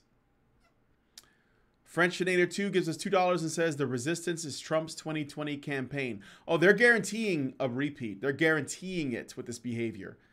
Frank Tomeo gives us $2 Canadian and says, Brian and Alison kick ass. Thank you, Frank. Frenchinator 2 gives us $5 and says, he is trying to get Peterson to say that the problems in society is the feminine. So dishonest. Which on this, stupidity or evil? Which one is this, stupidity or evil? Can I just get in there? Yeah, go ahead. Let me just mute myself. What the hell is wrong with that? Like, seriously, why is this such a problem for people? Maybe the problems are something that women actually need to take responsibility for. My God, how horrible. The world just imploded for me saying that. No, absolutely. I agree with that. It's like you have it's like if you have a growth and it just keeps growing and you don't want to blame the growth. You want to blame, like, you know, something else. Like it's not the tumor. It's something else. It's like my balls itch. I want to focus on that. I'm scratching my balls, but not the tumor that's growing on my hip. And I'm going to leave it there for a long time because that's not causing the fact that I'm, you know, having trouble sleeping and that, you know, I have this pain in my hip that's growing all the time and that I'm having trouble walking. And sometimes I lose time. Like I forget, I black out occasionally, but it's not the tumor. It's got to be something else. It's got to be the ball sweat. It's got to be the foot fungus. You know, it's going to be some other issue. And I think really that I know it's pretty graphic. This is how, but I mean, isn't this the product of us not holding women accountable for their part to play in the problems that our society has? The longer we ignore it, the worse it gets. In fact, we make it worse because there's a narrative going around. I'm sorry, there's a terrier visiting. There's a narrative going around that women still need more gibs. Give more gibs to women. They need our help. They are special. And so we keep doing it. And then it just creates more bad behavior. And we ignore what they're doing. And we ignore what's happening to boys. And so the problem gets worse and worse. And now we're way past prevention. And now we have to deal with curing all the symptoms. And I don't know that. Go ahead, Alison. Well, first of all, why can't we? Why can't we conjecture? Why can't we talk on this? Like, why is this so horrendous a topic? But if you want to finish, go ahead. No, that's all I got. I was just saying it's basically like it's a problem no one wants to talk about because they don't want to come to terms with the possibility that women could have a role to play, that they have agency, that they make decisions, that they impact anything. And so nobody wants to talk about it. So shit just gets worse and worse. Or alternatively, that we have an entire movement to completely erase the fact that women have agency, make decisions, and impact things. And maybe that's actually distorting society. Absolutely. And women. Okay. So last two super chats. Hoki Bukisa gives us $5 and says, at Alison, you are talking in terms of politics.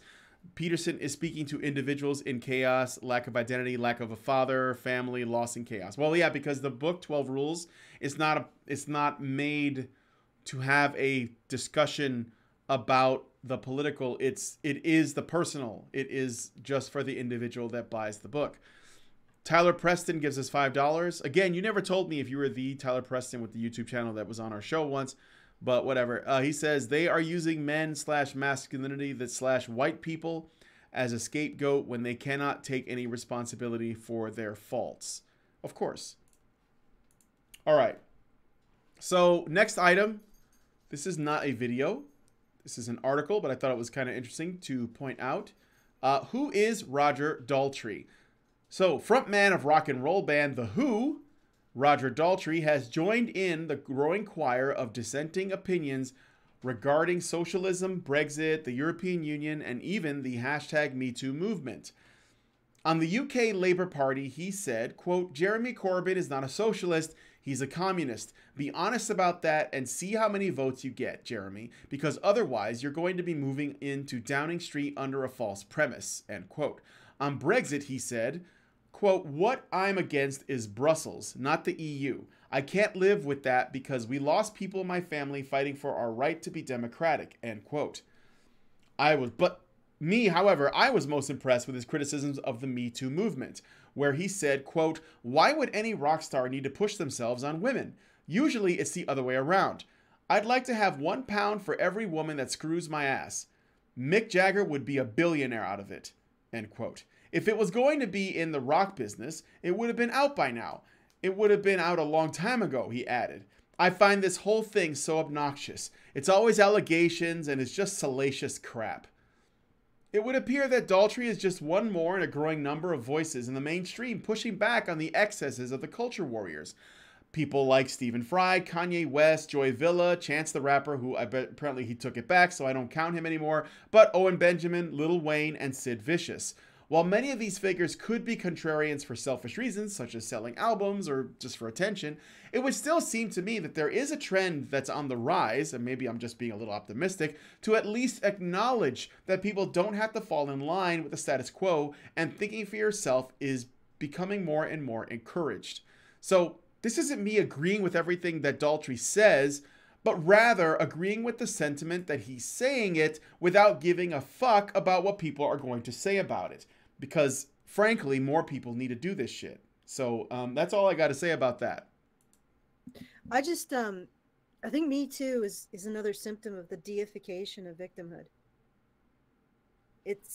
And the deification of victimhood based on this idea that men can gain a positive identity by basically crucifying other men. Because in many cases, it is the men actually doing these extrajudicial punishments based on these allegations. So once again, I would say that this is a symptom of what Peterson is talking about and what Fry is talking about. We're losing our sense and our ability to regard each other as human and to regard each other as moral equals. And it's because we got this plague of religious theocracy based on vulnerability objects just running through our society. And the real problem with real problem with all of this is the ultimate victim isn't going to be me or you or games or anything. It's going to be our trust in each other, and it's going to be our ability to cooperate. And eventually we are going to create such a fragile system because all of those systems of trust and cooperation are gone or stripped to the bone. And all we have left is an abstraction that we base everything on, the petrodollar. And then we will get just one little tink, just will be lightly brushed and everything is going to go crash. Yep. Absolutely. Okay. You want to go to the next one? Yeah, we'll go on to the last one. Let me just read these super chats out again. Tally Ranty gives us $1.99 and says, "Is gaming a vulnerability object? So what's #Gamergate?" No, that's a consumer revolt. No one was trying to take use their victimhood as a weapon against others, nor claim the moral high ground. They just actually were objectively correct in basically using their buying power against the people who were trying to shame them. Frenchinator2 gives us $2 and says, "I agree with you, Allison, not what Peterson said." Friendship on Honey Badger, because, socialists and communists came up. He gives us $10 and says, "Socialists, communists, and social democrats, democratic socialists are all the same. They all want to tell people how to live. The only difference is the way they want to exploit you." And Frenchinator2 gives us $5 and says, I think that's actually because of the white nationalists that came up. Oh, I see. Fretchnator2 gives us $5 and says, "There was an article of a leftist that almost got it. Still thinks the right is a bunch of idiots. Lol. Writer meet mirror." I don't know why I struggled with that. Do you have a sentence. link to that article? Yeah. Can you give us a link to that? I remember at VidCon, there was a guy who was talking about what is the healthy right, and he was on the left. And I actually wanted to talk to him a bit further about what he was thinking. But when I was listening to him, I'm like, well, if nobody on the right, if you can't point to what you consider to be a healthy right, then the whole right is all a a wash. I mean, the thing is that you have to allow. The problem is that when you want to establish yourself as a moral authority, you can't allow anybody to have an opinion different than your own and give them respect, because you've established yourself as your opinions and yourself as the moral authority. Anybody who doesn't agree with you is obviously either not human or a sinner.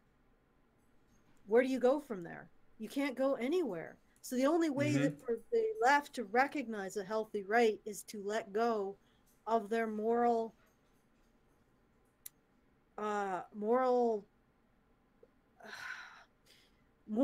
monopoly.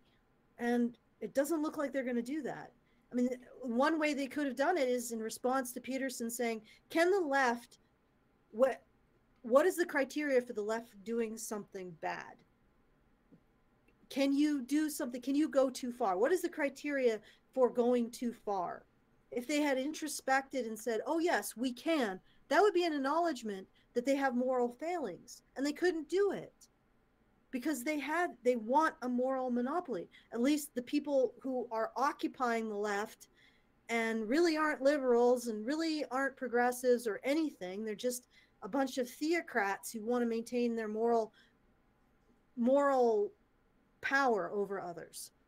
So they can't do that, because if they ever question going too far, then they would have to abdicate moral authority. And this is not going to happen. Their entire existence is defined by having moral authority. Okay. Yep. So let me just go ahead and do the last story. This one was especially infuriating for me, almost as bad as the Munk debates, because that one I was fuming. So, speaking of Bill Maher, who I brought up during the Munk debate discussion, he had a show earlier this week, I think it was last weekend, about incels. There was a segment on incels. On the cable television show Real Talk with Bill Maher, Maher and his panel guests discussed the recent Alec Manassian vehicular mass murder incident, of course under the pretense that the motivation for said incident was because he was an incel or involuntary celibate. The other panelists were sex expert Dan Savage, host of radio call-in show Savage Love. You may have remembered that from the 90s. Mormon ex-CIA officer Evan McMullen, and feminist journalist Barry Weiss, because you always need one of those, who wrote the New York Times opinion piece, Meet the Renegades of the Intellectual Dark Web. And so she's the writer of that piece. Dan Savage claims the incels to be a movement, which is wrong. If it was right, it would be the first time in history there was a movement where none of the members wanted to be a part of said movement. Imagine if they called slaves in the 1800s the slaves movement, or if they called men who were circumcised at birth the circumcision movement. Savage then claims that the incels demand the government provide women to them as sex slaves. I have not seen an ounce of evidence that supports this claim, which has been making the rounds. Of course, as many SJWs seem apt to do, they make lots of comparisons of things they find distasteful to pop culture and entertainment shows and movies, in this case The Handmaid's Tale. Sometimes I think they are subtly trying to plug films and TV shows by name-dropping them so often. Also, I find it really hilarious, just as a little side note, that these people would totally be in favor of the rich giving up more of their money, but they don't like the idea of women giving up sex by force of the government. Not that I'm in favor of either of those, I just think it's really interesting that they can pick and choose which one is moral and which one is not. He also makes a statement that destigmatizing prostitution could help incels, which is something that incels have advocated for. But he does so as if it was his idea and not one that they have been talking about for God knows how long, all while claiming to be an expert on the incels. Of course, the feminist Barry Weiss thinks that incels believe women are but receptacles that they should have access to, and that no one on the panel has an ounce of compassion for their situation, except for Savage, though his baseline begins with something that he said, quote, "Men have been socialized to feel entitled to women's bodies and view them as property, which then meets with the black mold of misogyny that grows all over the internet."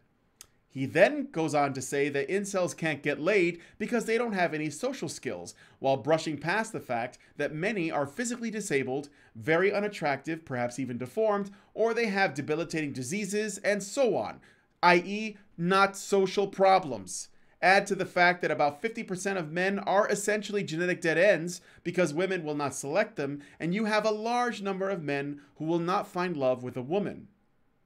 What is also ironic is the fact that the panelists agree that the incels simply need to make themselves worthy of being fucked, as Weiss puts it.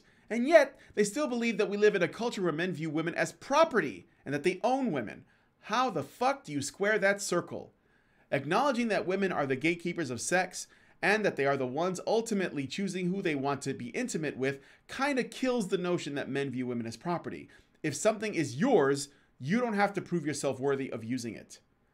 McMullen, the CIA officer, simply tells incels to, quote, run a few laps and brush your teeth, without asking himself why this could be a growing problem. It is difficult to say whether or not this is growing, since we've only had the internet for a short amount of time. But to deal with the incel question in the 6-minute soundbite does nothing to help, nor does it actually grapple with the issues. And of course, they all agreed that Trump is somehow responsible for incels killing people, despite the fact that Elliot Rodger happened well before Trump was elected, because they are fucking morons. If they actually looked at all the women involved with the raising of these boys, at home, then in daycare, then in schools, etc., and what these boys are taught about themselves as males, they could actually get a clearer picture as to where this might be coming from.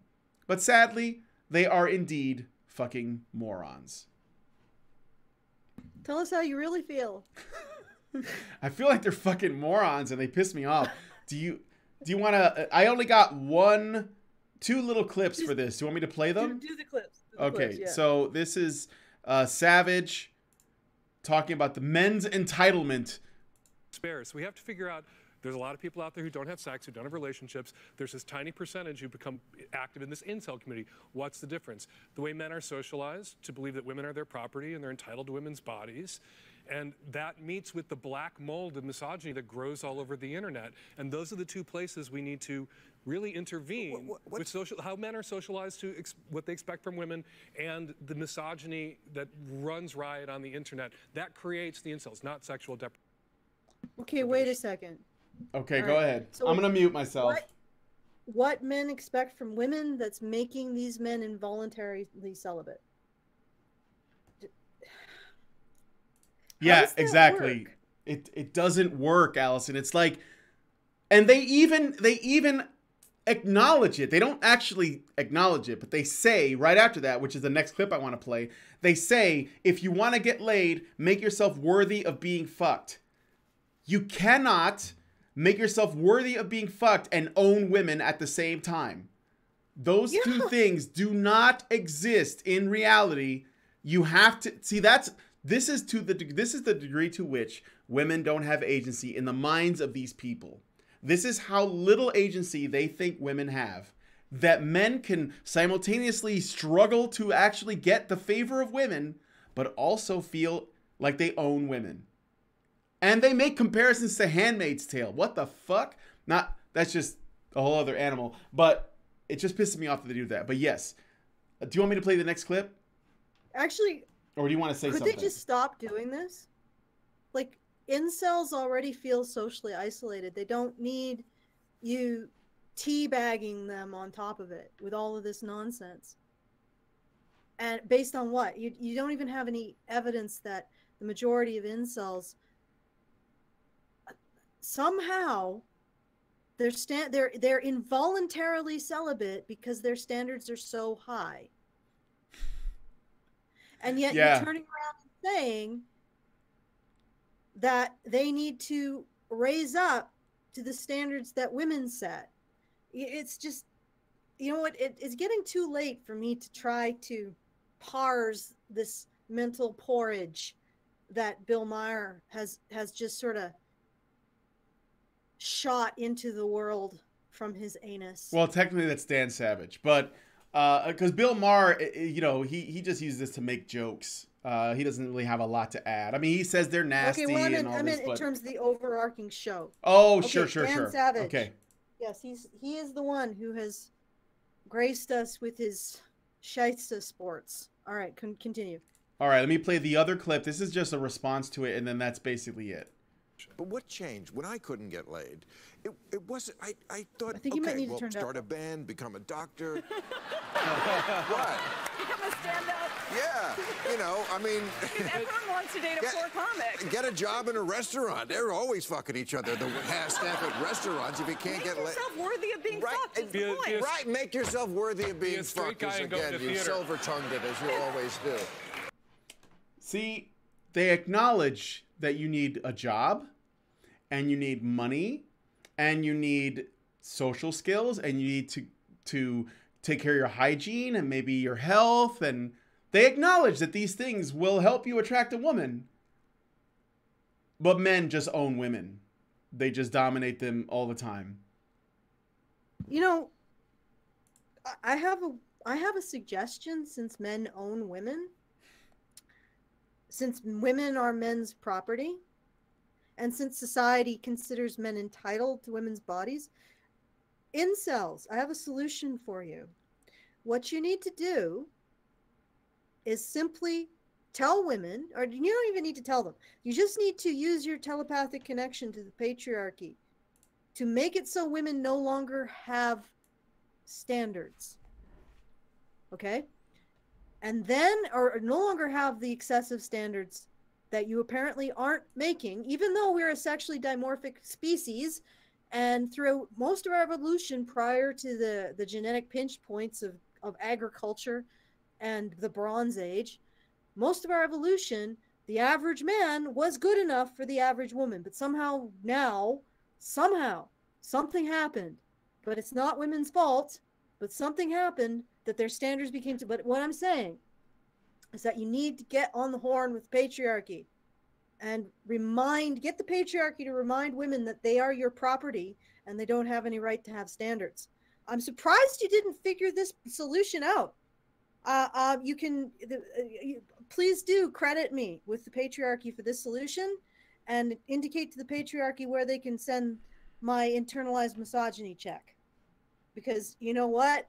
I'm thinking as a consultant, as a handmaiden consultant to the patriarchy, I'm really solving a lot of these problems that seems to have confounded the patriarchy. Like, men who are involuntarily celibate exist. Why don't you just get rid of women's expectations of their sexual or romantic partners? Patriarchy, I mean, come on, you own women. Why aren't you doing that? Isn't that obvious? Yeah, except maybe it's because patriarchy hurts men too, and these men at the bottom, they're just like, we have other uses for them. I know what we'll do. We'll turn them into suicide bombers, because that's worked everywhere else. Oh, don't actually turn the incels into suicide bombers. No, I'm not advocating that at all. But I want you to know that is sarcastic. Absolutely, but that is something that people have used. Men who want to have sex with women desperately, they have used that to get them to do stuff for them. And remember, you know what? I'm not suicide bomb. I want to make sure that it's clear, because this is, if you guys see this, you should definitely push back on this, okay? To my knowledge, there is still no evidence that the reason why Alec Manassian ran over those people with a truck had anything to do with him being incel. I would suspect that him being incel and him running people over with a truck are both symptoms of a different issue.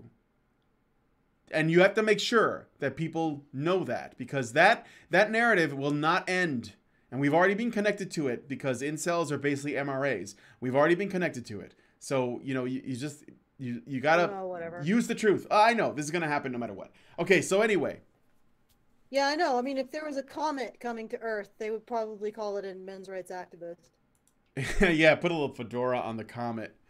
Yeah, no, seriously. If there was a comet, there was like, okay, we are now in a collision event with a comet, and it is going to extinguish all life on Earth. By the way, newly revealed evidence about the comet indicates from a site called We Hunted the Mammoth. Androgen Titties. From a site called Androgen Titties, we have revealed new information, has revealed new information to us that the comet does indeed identify as the MRA. No, wait, as part of the MRA. The comet is part of the MRA.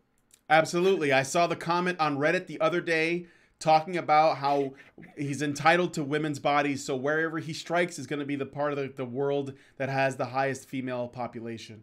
The highest concentration of women, because the comet is basically a giant sperm. And that's what they do. It's masculine as fuck.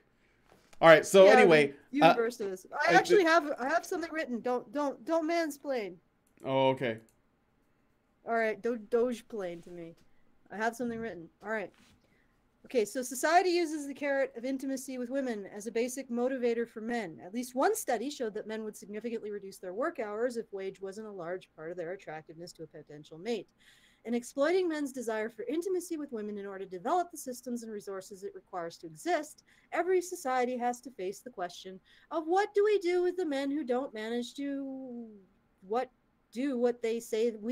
we say they need to do to earn women's intimacy. As I said before, throughout most of humans' evolutionary history, the average man was good enough for the average woman. But when we get society involved, suddenly there's all kinds of hoops that need to be jumped through. And in the process of jumping through those hoops, men generally create the society in question. Some societies can say they can blow themselves up, say the men who can't get sex can blow themselves up and get virgins in heaven. Others have more of a lax attitude towards homosexual behavior in men, not regarding it as unusual or noteworthy. Still others have religious traditions in which men can earn social respect and status through celibacy itself. Some groups within a society will even assist celibate men in making themselves more attractive to the opposite sex. One very successful society decided to question the entire dynamic and grant young men social value by virtue of their attainment of biological adulthood and nothing else. Very successful society. I'm not going to say the name, but it was very successful. Our establishment media is going an interesting route with this question. Instead of looking at the expectations placed on young men to become marriageable, it's decided that those who do not live up to those expectations are vile, depraved, and wicked. It's not the expectations are unfair, particularly in an age of high unemployment and underemployment, is that the men who don't live up to them feel entitled to a woman. In fact, even suggesting there are expectations is somehow misogyny and anti-women. That's what's really funny is, as they say, these men don't live up to women's expectations, and how dare they say that women have expectations of them? Don't they realize that even mentioning that women have expectations indicates that they feel entitled to women's bodies? You can't even say that they have expectations, much less say that those expectations are in any way negative.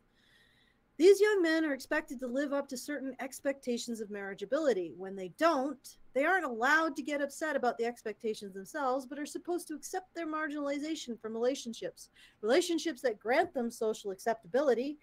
Relationships with a woman grants men more social acceptability than the reverse. Women don't need a relationship with a man to have that level of social acceptability. If you want to understand what I'm talking about, look at how people react to a single man walking down a street versus a couple. A man with a woman is seen as less of a threat and more responsible and given more respect, more social respectability. A single woman doesn't really lose that kind of, isn't being seen as a threat, socially respectable, and doesn't have to necessarily be ostracized because of their potential threat of violence. So it's having a woman that neutralizes this idea that a man at the edge of society without a woman is potentially violent. So anyway, incels are expected to accept their marginalization from relationships graciously and without complaint, and without even mentioning that they're being marginalized. Can you imagine if we applied this expectation to any of women's complaints? How about their complaints about that aging and fatness and ugliness make them less marriageable? Ladies, the fact that you bring things up like I can't age or fat acceptance or the beauty ideal means you hate men. You should simply accept the fact that you aren't worthy of being in a relationship because you're old and obese and ugly, and never question the expectations placed upon you. And me pointing out that requires a bit of a stretch, because fat and older women don't really have that much trouble getting into relationships or sex, as long as they learn to compromise on their expectations. Whereas incels often don't have high expectations to begin with. They don't want the sexy, wealthy, high-powered Miss Gray. They just want a dumpy girl who smiles at them. Some of them do talk a big talk about only wanting a model, but how much of that is simple defensiveness? Since women don't want me, I'm going to say I don't want them, since they're all unattractive to me, allegedly. The establishment media has gone the route of shaming and ostracizing incel men instead of understanding and compassion. Yet it hurts like hell to be considered sexually undesirable. It's painful, and it inspires unpleasant behavior that often manifests as alleged entitlement. But which group is the establishment media encouraging in their entitlement? And which group is the establishment media shaming? Let me give you a clue to this answer. Establishment media is allowing women to morally shame men who find them unattractive. If this were female incels, the establishment media would be running headlines about how men don't have a right to not have sex with them for whatever features that they have that makes them unattractive. There would be a movement saying that it's morally illegitimate to judge women based on that feature. There you go. Yep. Yeah, it's like it's really like going shitting on incels is like really swinging low. It's actually really disgusting. Low. Absolutely. It's like the bottom, you know? Come on, really? There's no way this could be admirable. But you know what? It normally wouldn't be under most circumstances, but because these are men and they presume, you know, white, straight, cisgendered men, it's okay. When it comes to, this is like the level of the lack of sympathy that the out group could get, where the lowest, saddest, disabled, you know, disenfranchised men can get shit on and an audience of millions laughs. That's male privilege. Exactly. And instead of delivering these men their property, which is women's sexuality, patriarchy just chooses to stand back and laugh with them. Yeah. Okay, so we're gonna wrap up. I got two little super chats. Oh no, 3? Yeah, I got 3. Frank Tomeo gives us $2 Canadian, says the mental gymnastics are strong with this one. Frenchinator 2 gives us $5 and says New York Times, and then parentheses he writes, liberals, you're not as smart as you think you are. And then Hoki Bukisa gives us $5 and says these are the same people that will campaign against sex robots. Yeah, so the incels don't deserve anything according to these people, nothing.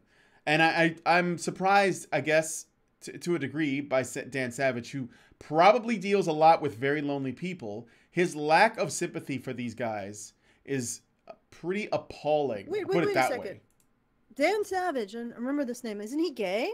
He is gay. Savage Love. That's Dan Savage. Yes, he is. Well, geez, why doesn't he just become straight? Yeah, then he can have access to all the puss.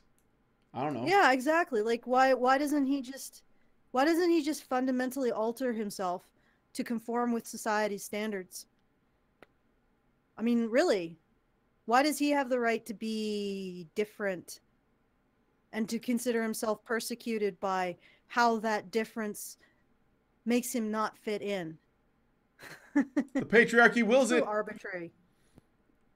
All right. Okay, it is arbitrary. That was just me being an asshole. So I want to end this. We're going to go on to the after show, guys. Before this is the after show here. We're going to be analyzing this bit here. But before I do, I want to read a couple. I have one other thing that I thought about while I was preparing this video, and I came across this video. So when I watched the Munk debates, I couldn't help but find that Dyson was really familiar to me.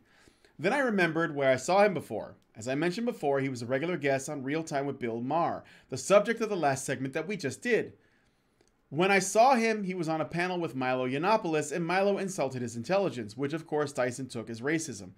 Dyson seems to care a lot about what he sees as implied racism. However, when his friend Bill Maher uttered the N-word, he called on Dyson to come on his show and exonerate him for his sins, in exchange for promoting Dyson's book.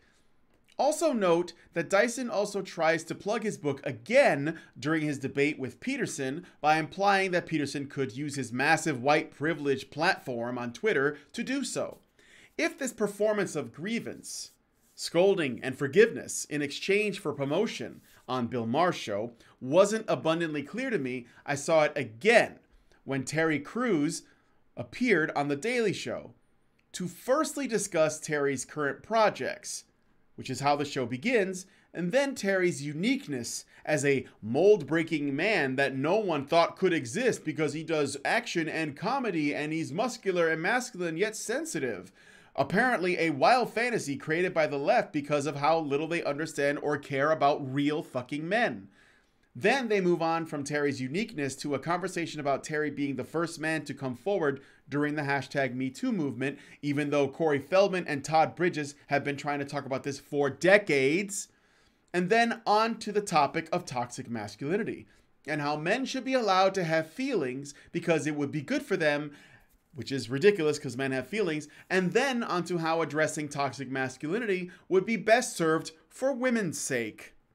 And on another promotion of Terry's film and his television work, and the propaganda has been administered. Be mindful of this, because it's not only common, it is the way in which the overwhelming majority of celebrity public appearances are done.